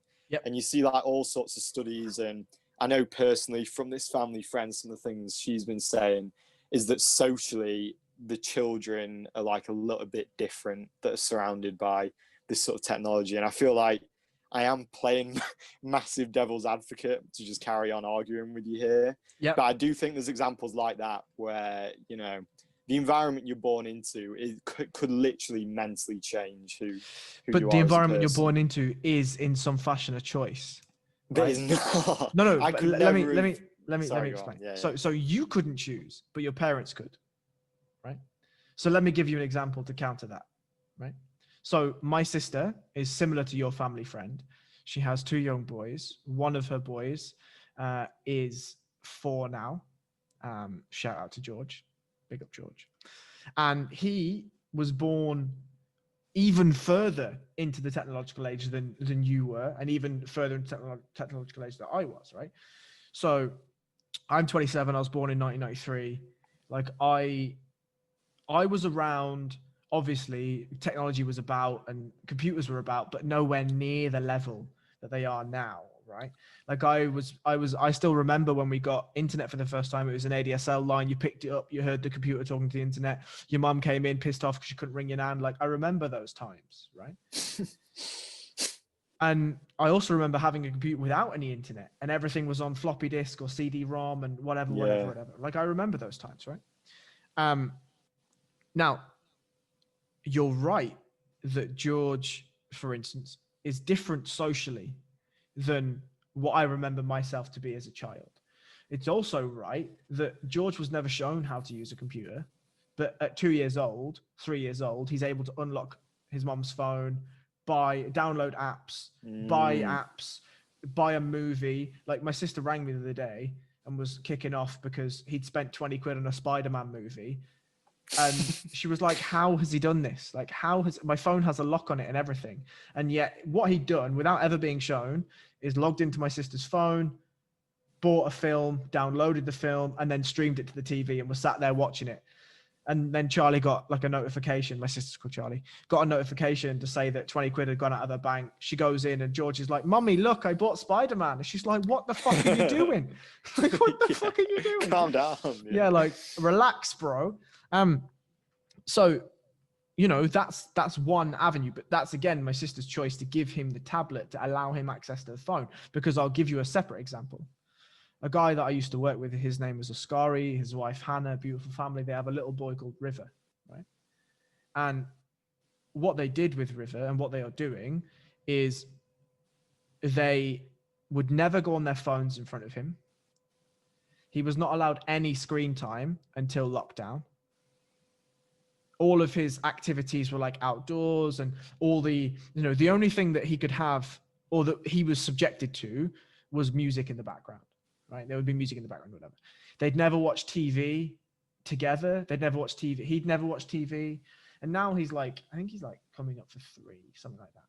But the difference in their characters, the difference in their social interaction is insane, right? So if I call George, he lives up in Telford, right? If I have a FaceTime with George, he won't talk to me, not often anyway. He'll have the phone and he'll say words to me, but he's watching the telly, or he's watching the iPad, or he's playing with my sister's phone, or if he's got the phone in his hands, he'll just be scrolling through apps or whatever it is. And he'll have a conversation with me. He'll ask me how I am, blah, blah, blah. We'll have a conversation. Now, the difference is if I go and speak to River.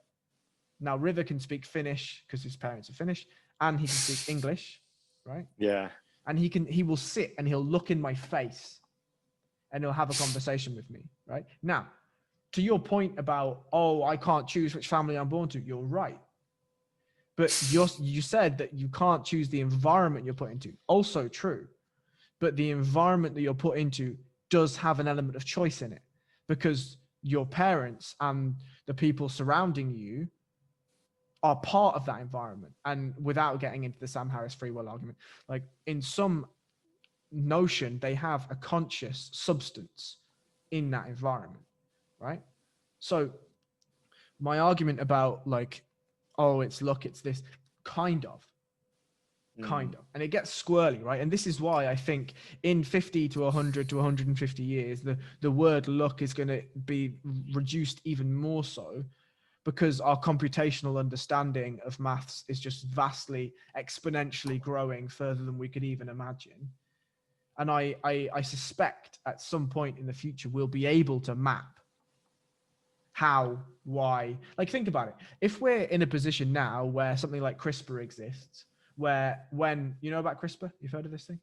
Okay, Nope. So CRISPR is a technology that's essentially, you can change DNA of a fetus in the womb. So how it was designed was that, let's say a lady becomes pregnant and she's been pregnant 12 weeks. So super new, right? Super new. CRISPR can read the DNA and it can understand what the likelihood of that baby is to have defects or abnormalities or major illnesses, whatever, right? So have you ever watched a film called Gattaca? No. So this film is insane, right? It's a brilliant film. And I thought about it instantly when I heard about CRISPR. Essentially what Gattaca is it's a family. The lady she goes into this room with this doctor and he scans her tummy and whatever. Regular health check for a babe, whatever. Tells her she's got twins, and they say they want one baby to be like superhuman, almost like ultra athletic, ultra pretty, whatever. But they've only got money for one child. So they pay to have one child edited so that he's like, 6'3", athletic, could run for days, great cardiovascular, super intelligent, all these things. And the other child is just a regular human. And the film kind of loses its analogous power there. But basically what happens in the film is the brothers battle all the time. And obviously the one with the higher athletic ability and cerebral capacity wins all the time. And it gets to a point where they both try and get into what's determined to be NASA, but this is like way in the future. And the one guy, in order to make himself taller, like cuts his legs in half and extends his bones and does just crazy shit to be able to compete with his brother, right? Yeah. But anyway, this CRISPR thing. So the basis of CRISPR is that you can detect in the genome, in the DNA, like let's say your child has got a 50% chance of getting cancer, right? Well, they can edit the DNA to lower that chance. Or if your child is going to have cerebral palsy, they can just take that part of the DNA out so your child doesn't have cerebral palsy anymore, right? And this is stuff that's now, I'd say, available. It's obviously like ridiculously expensive. But what they can also do is, if you want your child to have green eyes, well, they can make that happen. If your child can have this or that or the next thing, like if you want it, you can have it, essentially. Now, if we have the ability to change DNA and read DNA, then it doesn't seem that far of a stretch to me to be able to compute and understand the probability or the chance or the luck of you being born or who you're born to or where you're born. Like, and I know that sounds like a far stretch, but think about how far of a stretch it is to edit fucking DNA. Yeah, that's kind of scary just in itself. And I mean, there's obviously massive ethical questions there about playing God and all this kind of stuff, right? Of course, and maybe we can have those, but you know, it doesn't seem that far of a stretch to me, frankly, that if you're able to go ahead and just change DNA, change the future of a fetus's life before it even has a heartbeat,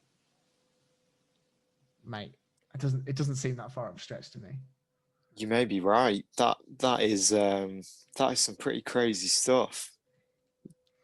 Now, and again, like, to my point about believing in luck for like personal birth, like, I'm unable to even fathom the mathematical computation to how I was born to my mother and father in Wales, in the hospital I was born in.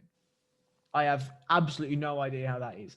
I've no idea whether that's a Plato theory of forms where my soul just traveled from another planet and embedded itself in, you know, I mean, who's to say, right? Literally, who's to say? It could be. That sounds fantastical and religious, but fuck knows. Who knows? Like, I have absolutely no idea. I don't think anyone has any idea how the set of DNA that your mother and father put together turned out to be you with your characteristics and whatever, because there's something that's predetermined in a child or seems to be predetermined in a child that gives a child characteristics. Like, you and your brother may have been born in the same environment. I mean, you weren't, right? Because there's years between you and you know, everyone changes and whatever, but you're both different characters, even though you look like the same.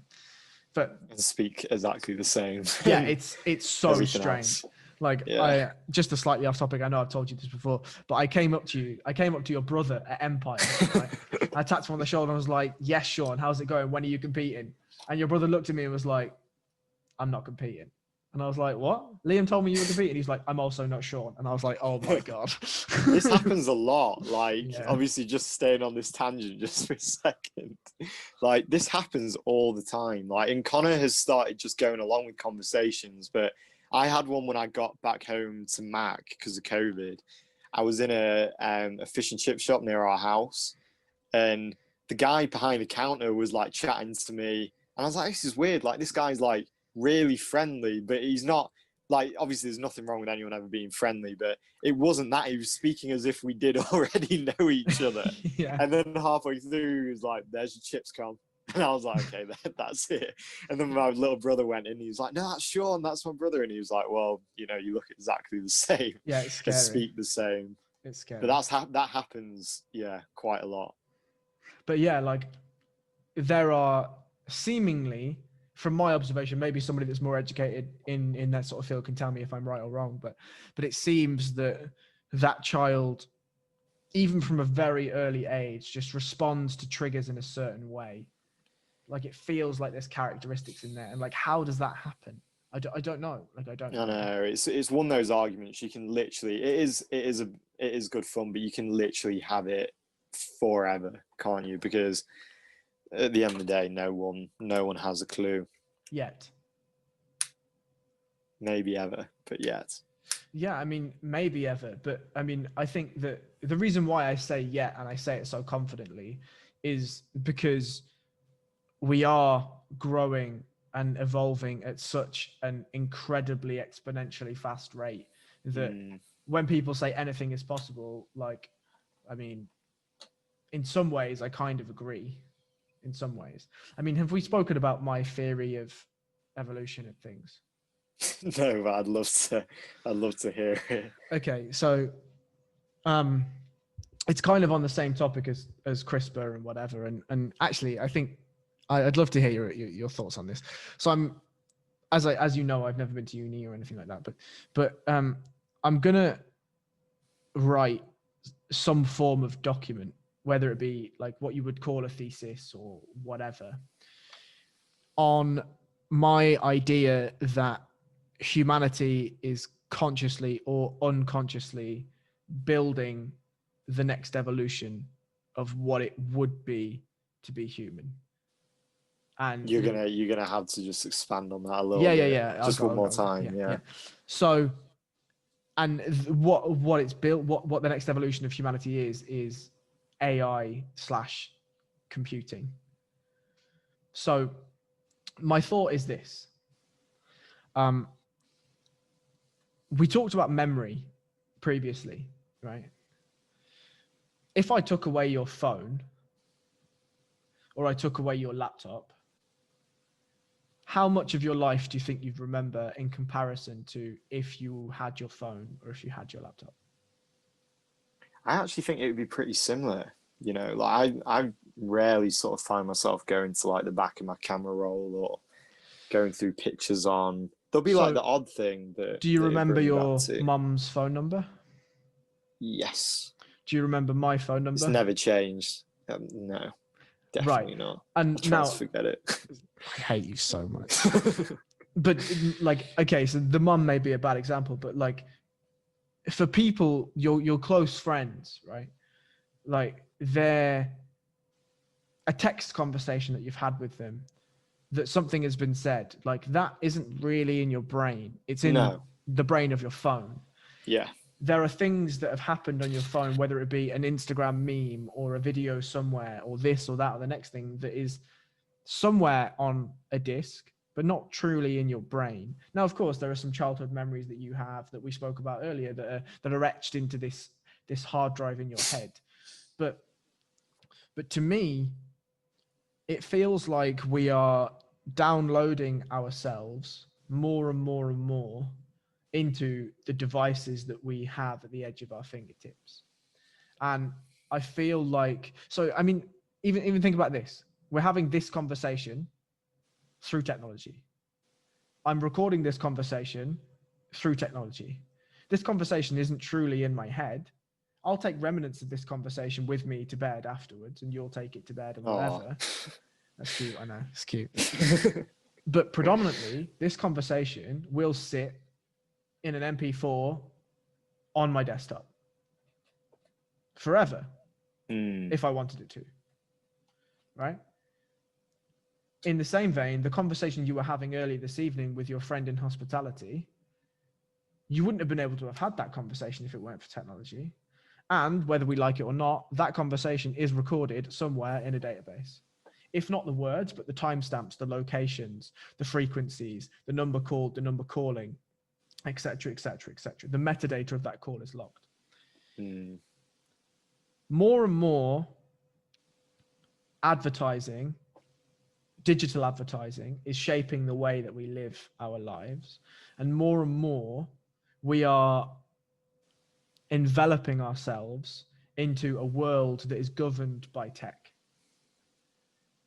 And I feel like there is only one way that this is going, and that's further toward tech, right? And the adoption of AI is only going to push that further. And I'll give you what I determine to be, I think it's going to happen in stages, as everything does. But one of the stages that we will likely see in our lifetime, I think, is the mass adoption of VR in order for you to live your actual life. So my thoughts on that are this. I know that you don't work in a similar sector to I do, but do you think that you could do your job that you have right now? Do you think that you could do it from the desk that you're sat at now if you had a computer with all your emails and a phone line? Yeah. Okay. Yeah. Cool. But you go to Southampton because that's what's required of you. Right. How many jobs do you think are like that? Every job, pretty much. I agree, every job. Because the people that are going to argue is like, okay, what about a surgeon? What about a builder? What about a plumber? Okay, cool. Well, when we get to the next phase, we'll have a discussion about those jobs. So the first phase, I feel like, is there's been a global understanding that not many people need to leave their houses for a lot, right? So if you wanted to work and the company that you work for in Southampton allowed it, you could stay at your desk and you could crack on with your work, right? You could go and sell Harold and Hagrid into their beautiful Pasture and you from the same desk you're talking to me from. If you wanted to get some lunch and you couldn't be bothered to get up and ask Mama Maguinness, Papa Maguinness, or Connor to make it for you, you could just order a takeaway and it would be delivered to your house in 20 minutes, 30 minutes, whatever it is. And you could eat that and continue to sit at your desk. If you wanted a drink, you could order it with the same takeaway. Or you could just pop downstairs and grab a water, whatever. If you needed to go to the bathroom, that's probably less than 10 meters away, right? If you wanted to make a phone call, you could make it from your desk, right? If you wanted to play games, make it from your desk. If you wanted to watch MMA, you could do it from your desk. There is very little that you would need to do in order to live out your current life that you wouldn't need to do sitting down, or you couldn't do sitting down, or couldn't do sat from your desk. So you then begs the question, why would you? Right?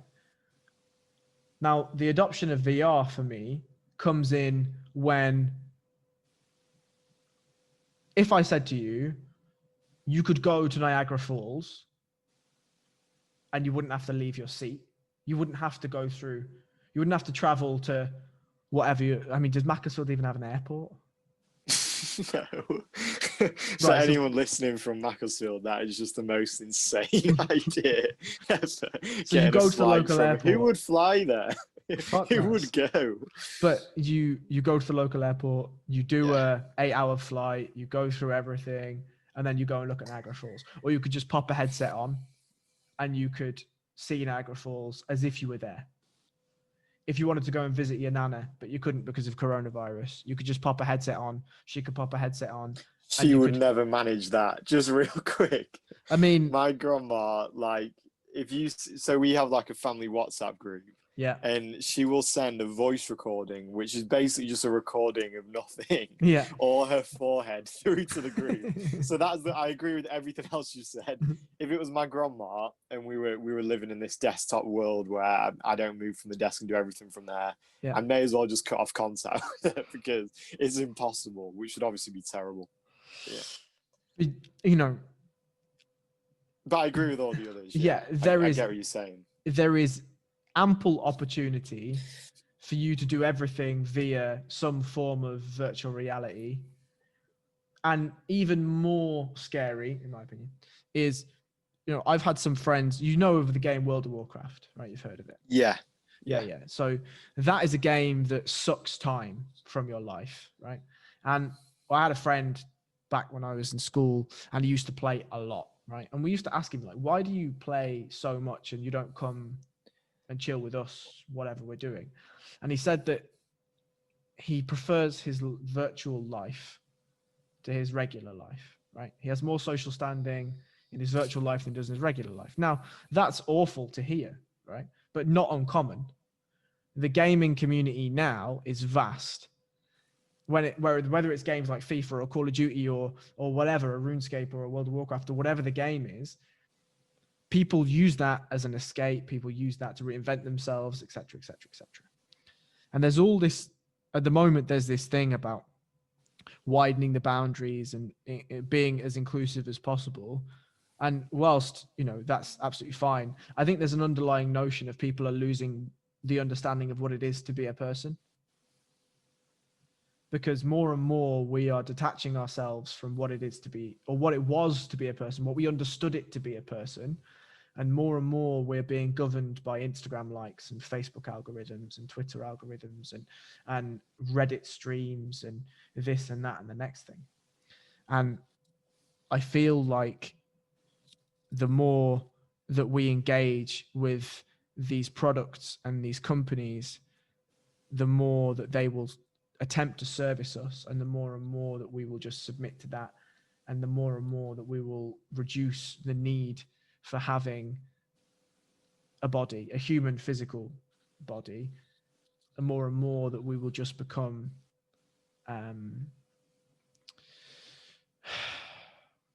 what's the word I want to use? Like I don't want to say alive, right? Because that's a weird phrasing, but we will exist virtually.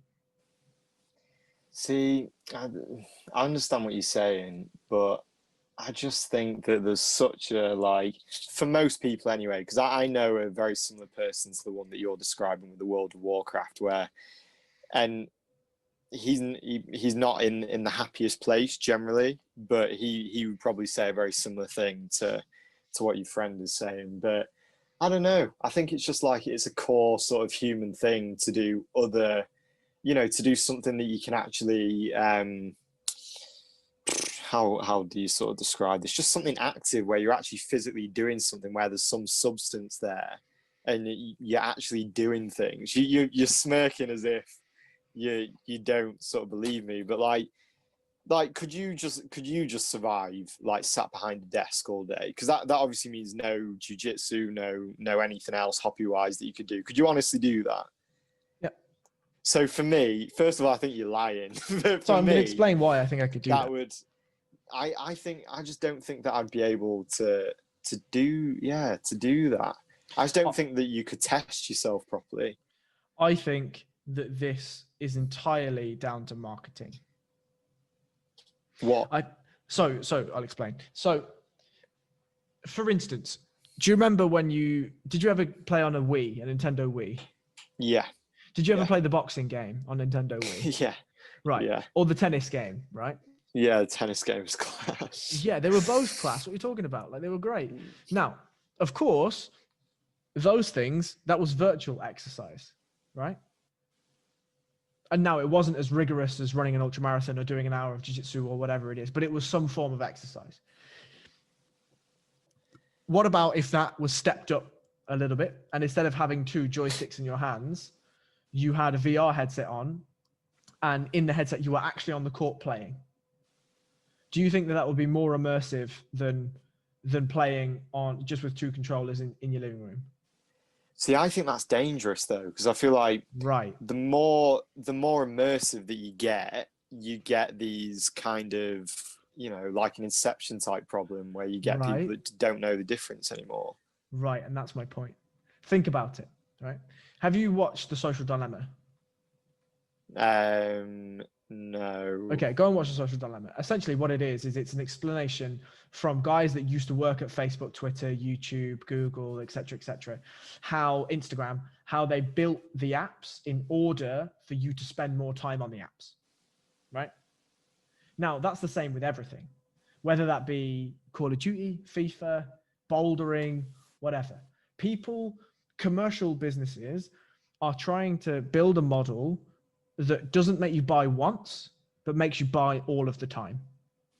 Now, bouldering, for instance, you wouldn't turn up to that bouldering place and keep going if it didn't have a roof and there was no chalk and the boulders were half over the place and you couldn't actually get a session in, right? You wouldn't do it.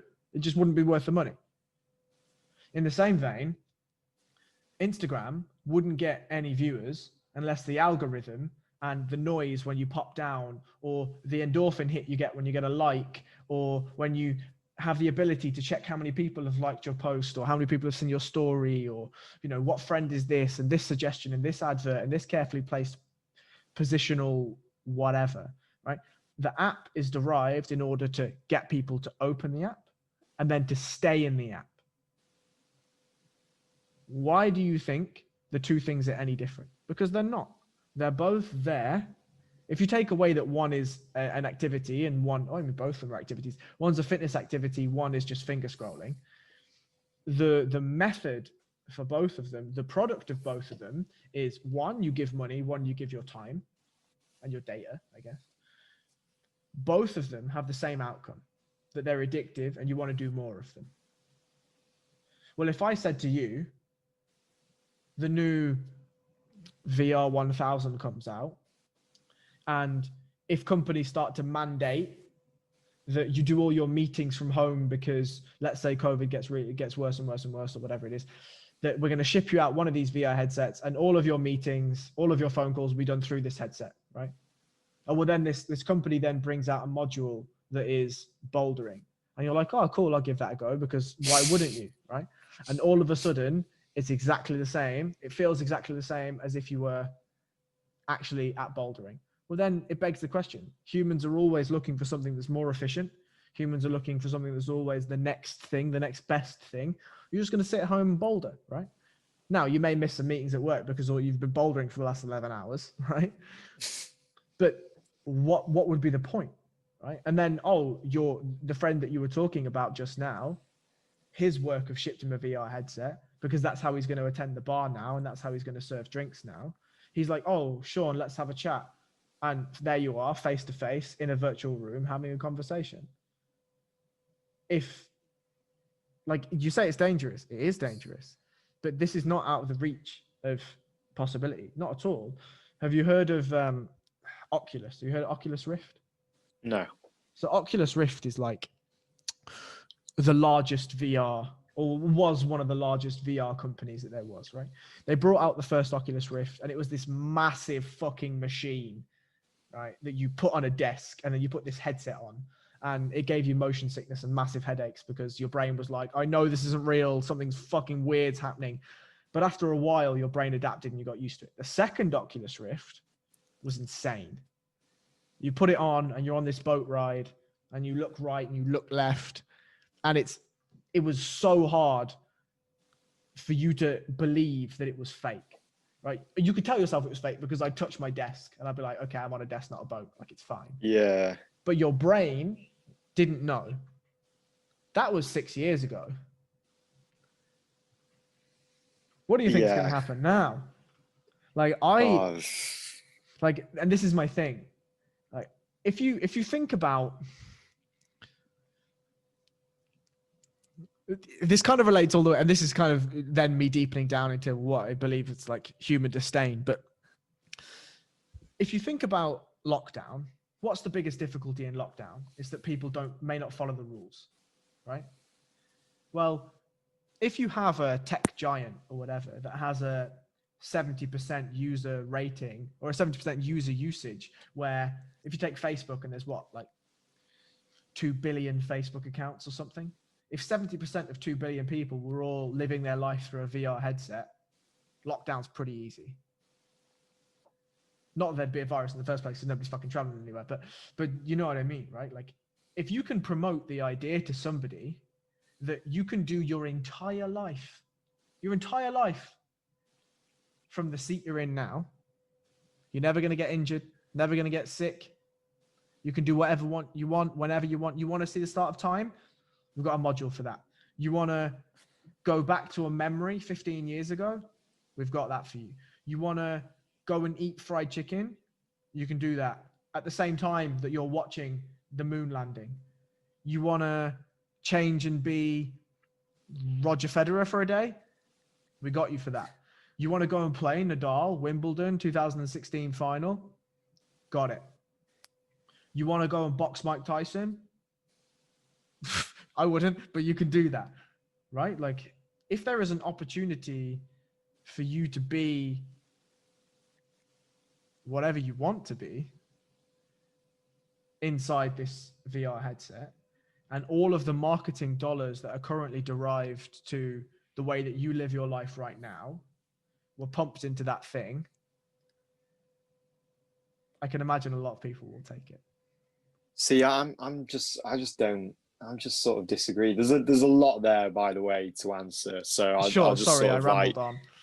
Like generally sort of try and respond. But I think the big difference maker is, I think a lot of people would invest in something like VR, but I think the sad thing is it would mainly be people that are pretty deeply unhappy with the reality that they're currently living, which goes for the examples of the video games that we were talking about. Like, obviously there's loads of people that play video games that enjoy them, but that group that do it to that extreme, just like anything, they're trying to escape a reality that they don't enjoy.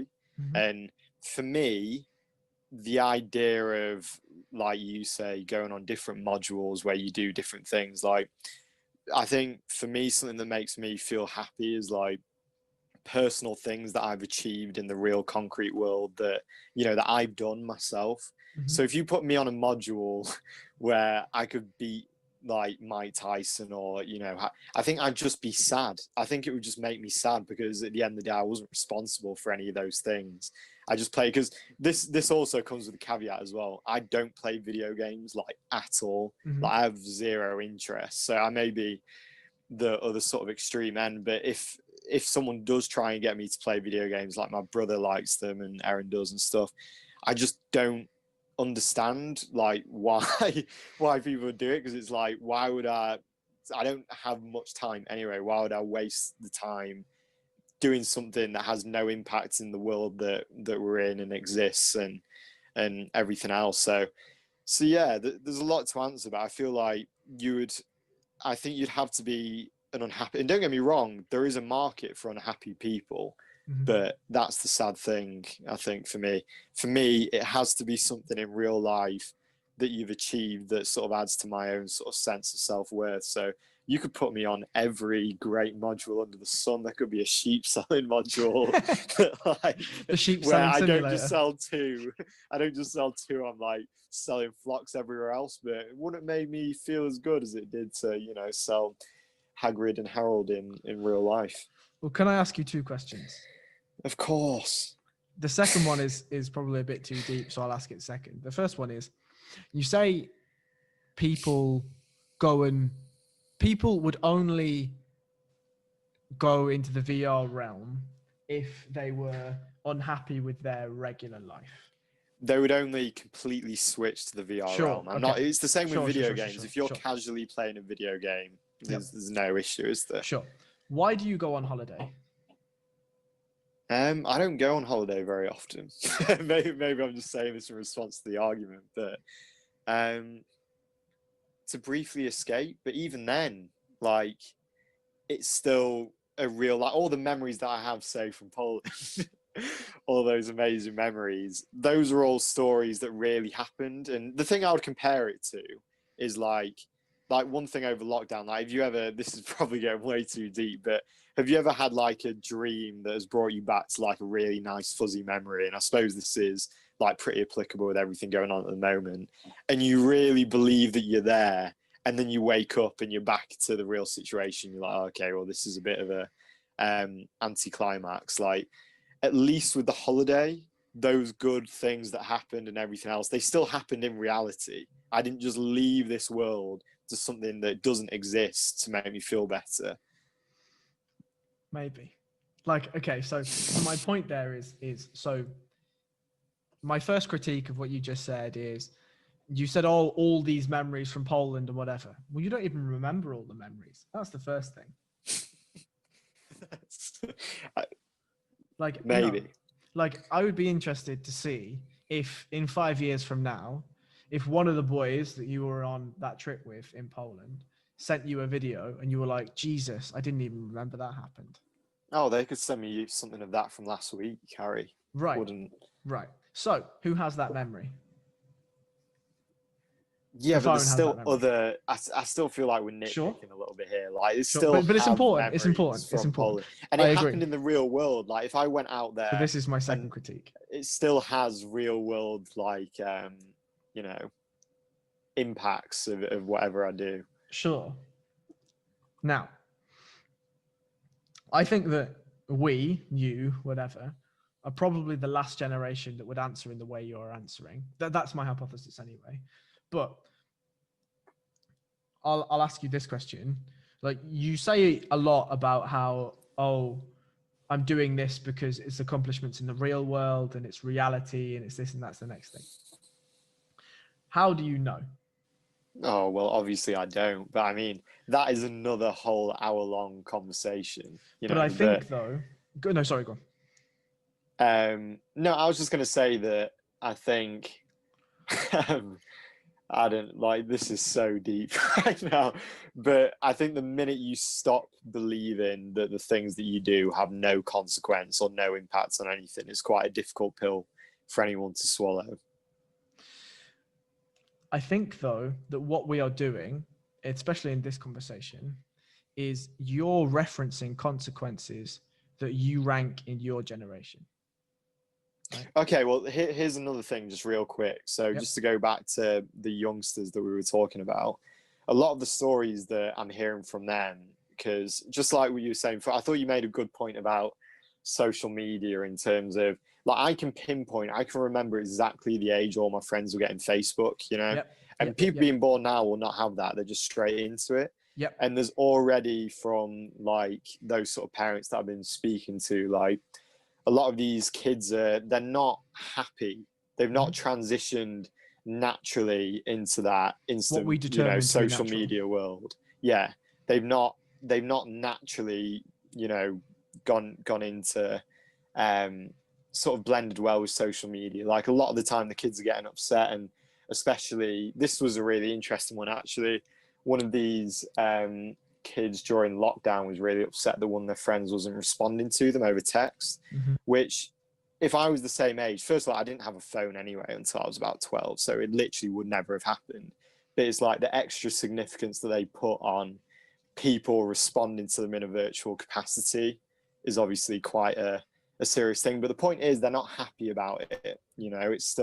It's a relationship that doesn't have substance, but it's still causing them distress. This, to me, that only adds weight to my thoughts, because like, think about it. Me and you, like, if I text you and you didn't respond for a couple of days, I'm not going to be like, oh my God, this is the worst thing ever. Like, how could this happen? I'd just be like, would, but, I mean, most people I can't say that publicly, right? Yeah. But like, what's going to happen is I'm just going to be like, oh, Sean's probably just selling some sheep again. Like, whatever, like, it's fine. He's just doing his thing. Yeah, he's just living his life, right? But think that social media is now a catalyst at a time when you're supposed to be figuring out who you are, what it is to be alive in the world, your self-worth, all of these kinds of things. And the way that you and I, or you and I would have been different with a 5-year gap or 4-year gap, whatever, would have done that, would have been marginally different. It would have been along the same lines, but it would have been marginally different. Like, me and you would have gone to school and you'd have opened up your yearbook in year 6 and seen like 5 notes and been like, yes, I've completed it. And then that prick that was the popular kid would open up his book and there's 35 and you feel like shit, right? Now it's determined by how many Instagram likes a 13-year-old girl gets on a photo, or how many text, or in what frequency does a boy get a text from his mate, right? Determination of self-worth has become digital. Yeah, but this is what I mean. I think most of what you were talking about before was based on the idea that people will almost sleepwalk into this virtual reality and they'll be happy about it. But what I'm trying to say is, like, I agree with you. Not happy, but they'll sleepwalk in. Like you say, or yeah, they'll sleepwalk in, they won't notice. But I think there's a real, like, friction between, human beings and technology. And maybe, again, I am, the most sort of anti-tech, like to go running this, that, and the other. Like, if you come to me and my little brother who just likes to go run around in the hills, you're probably going to get a different answer to most people. But I still don't think it's a smooth transition. I think we're going to see in the next sort of generations coming up the impact that has. Because just everything you said about social media, I sort of agree with. Like, you've got yourself, and obviously you've got the projection of yourself, but at least we both knew a time when that didn't, there was not those two versions, whereas these kids, I don't know, good luck to them. But I think it's going to be interesting to see how that all pans out. First of all, luck doesn't exist. Second of all, good chance. Good chance to you, sir. Second of all, like, to your point about, there's friction, whatever. The reason why I disagree is because these kids grew up. You said just there, to me, you just hit the nail on the head. Me and you grew up at a time when there was only one of you. There wasn't a Twitter you, a Facebook you, an Instagram you, a Snapchat you, a Reddit you, Google review you, whatever. Google review me. Yeah, right. He's so different to normal He Sean. is. He's a wanker. But like, he's like, just this guy called the Shepherd, just destroying yeah, companies, like yeah. just wrecking them in the comments section. Fuck's sake, the Shepherd of Leeds. Yeah. But like now, the idea of self has become entirely alienated, and these kids have been born into an age whereby the self is entirely different to what it was, right? Like, you say they won't go silently, but they don't know anything else but to go silently. They say they're unhappy. Well, they're unhappy by our determination of unhappy. Right? And this but they are unhappy and upset. Right, but this is where it gets squirrely. Is there's like generational rules and generational definitions. Like, there'll be some things that you do that your dad will be like, "What the fuck are you doing that for?" Or, you know, "What do you need that for?" Like my mom, when I got my first phone at 13, you got 12, privilege. Like, when I got had my a first little Walkman. Oh mate, I had a Nokia 3210 out here. Nice. What songs do you have on your Bluetooth on your? Mate, I didn't have. That was another Bluetooth. thing I feel like only are. What, you had like you Bluetooth with your friends? Mate, I had infrared to begin with. Hang on, how old are you, Harry? I'm 27 now. 27. Okay, so there's a bit of a gap. But... So I began with infrared. Well, actually, I began before infrared. Where you infrared though. Where you had to buy a magazine, right? And you had monophonic or polyphonic ringtones. And the polyphonic ringtones you could build yourself by typing in various numbers and letters to the keypad. So the phone basically understood that A, B, C were different notes, C, D, E, F were notes, blah, blah, blah, blah. So you got a magazine. In the back of the magazine, there was the code that you had to write out to build your favorite song, right? So that's what I had at the very beginning. Then it was infrared, where you had to put the phones together side by side on the infrared. Yeah, that was what I was like. Yeah. And then it was Bluetooth. Mate, Bluetooth was high tech. What the fuck are you talking about? What was your like infrared songs list then? I don't even know. I don't remember. Like, I remember so clearly, you know the song "Low" by T-Pain. Of course. Yeah, of course. Everyone knows it. But I remember like one kid at our school got "Low" by T-Pain, and everyone was like trying to get with them. They were like, "Have you got "Low" by?" And everyone was like meeting up until I got it one day. And me and my friends would sort of walk home playing it. Like, had no idea what any of the rap was about because we were all like 11. But we were like, this sounds pretty cool. And all the Peter Kay ones as well. You know, I've dropped my biscuit in my brew. Yeah. That was like everyone's message tone for a little bit. Of course. Oh, it was good times. But I've entirely forgotten my point, by the way. I know. I feel like I was very sneakily trying to derail your sort of philosophic argument. You've Trojan horsed me. But yeah, anyway, like my basic point is that, like, kids, I say basic, it's not that basic, but like we're saying that kids won't go silently, or generational, that's it, sorry. Like, generational rules and generational norms are different entirely, right? So different that something that you're doing, that you're viewing the next generation doing, you're like, oh, that's wrong, that they're unhappy, blah, blah, blah. To a kid, that's probably just life. Like, it's just life. And that's true. Like, and that's the thing. The evolution of what it is to feel, the evolution of what emotions mean, how emotions are derived, where we get those triggers from, the endpoints of those, they're slowly becoming digital. Or actually, they're not slowly becoming digital at all. They're very quickly becoming digital. And like I say, for you and for a very small section of the new generation, those things don't exist. But I would argue for the majority of the new generation, that's exactly how it exists. So unlucky for them to be born in that era as well, isn't it, Harry? Get off the podcast. Get off the fucking podcast. But yeah, like, basically, I'm going to write a bit of prose about it. Yeah, it'd be interesting to read. It's a very complicated argument for sure. Yeah, to have at 10 p.m. on a Sunday night. yeah, that's an important bit of context. If I seem lost and tired, it's one, because I'm not very good at explaining, and two, because it's fucking late on a Sunday. But But yeah, I do know that I've taken 2 hours and 20 minutes of your time on a Sunday. So I will. 2 hours and 20 minutes? Yes, mate. Jeez, man. These fly by sometimes. It's probably 2 hours, 10 minutes because I fucked up the first 10 minutes by not plugging in the microphone, right? But yeah, it's all right. I didn't mention it, so it's all, you didn't. It's all Nobody good. notices. It's fine. It's just between us. Yeah, I will ask if there's anything else you want to mention. Otherwise, I'll release you to your evening. Not really. Just I hope Harold and Hagrid are all well out in the Isle of Wight. And but you're right. It goes on to my long list of things that have happened that no one will believe. But yeah. Thank you for having me. No, of course, my friend. I mean, honestly, I think the Harold and Hagrid thing is it's so entirely Sean, right? And people laugh and whatever, but there's real beauty in a lot of the things that you tell me that you do.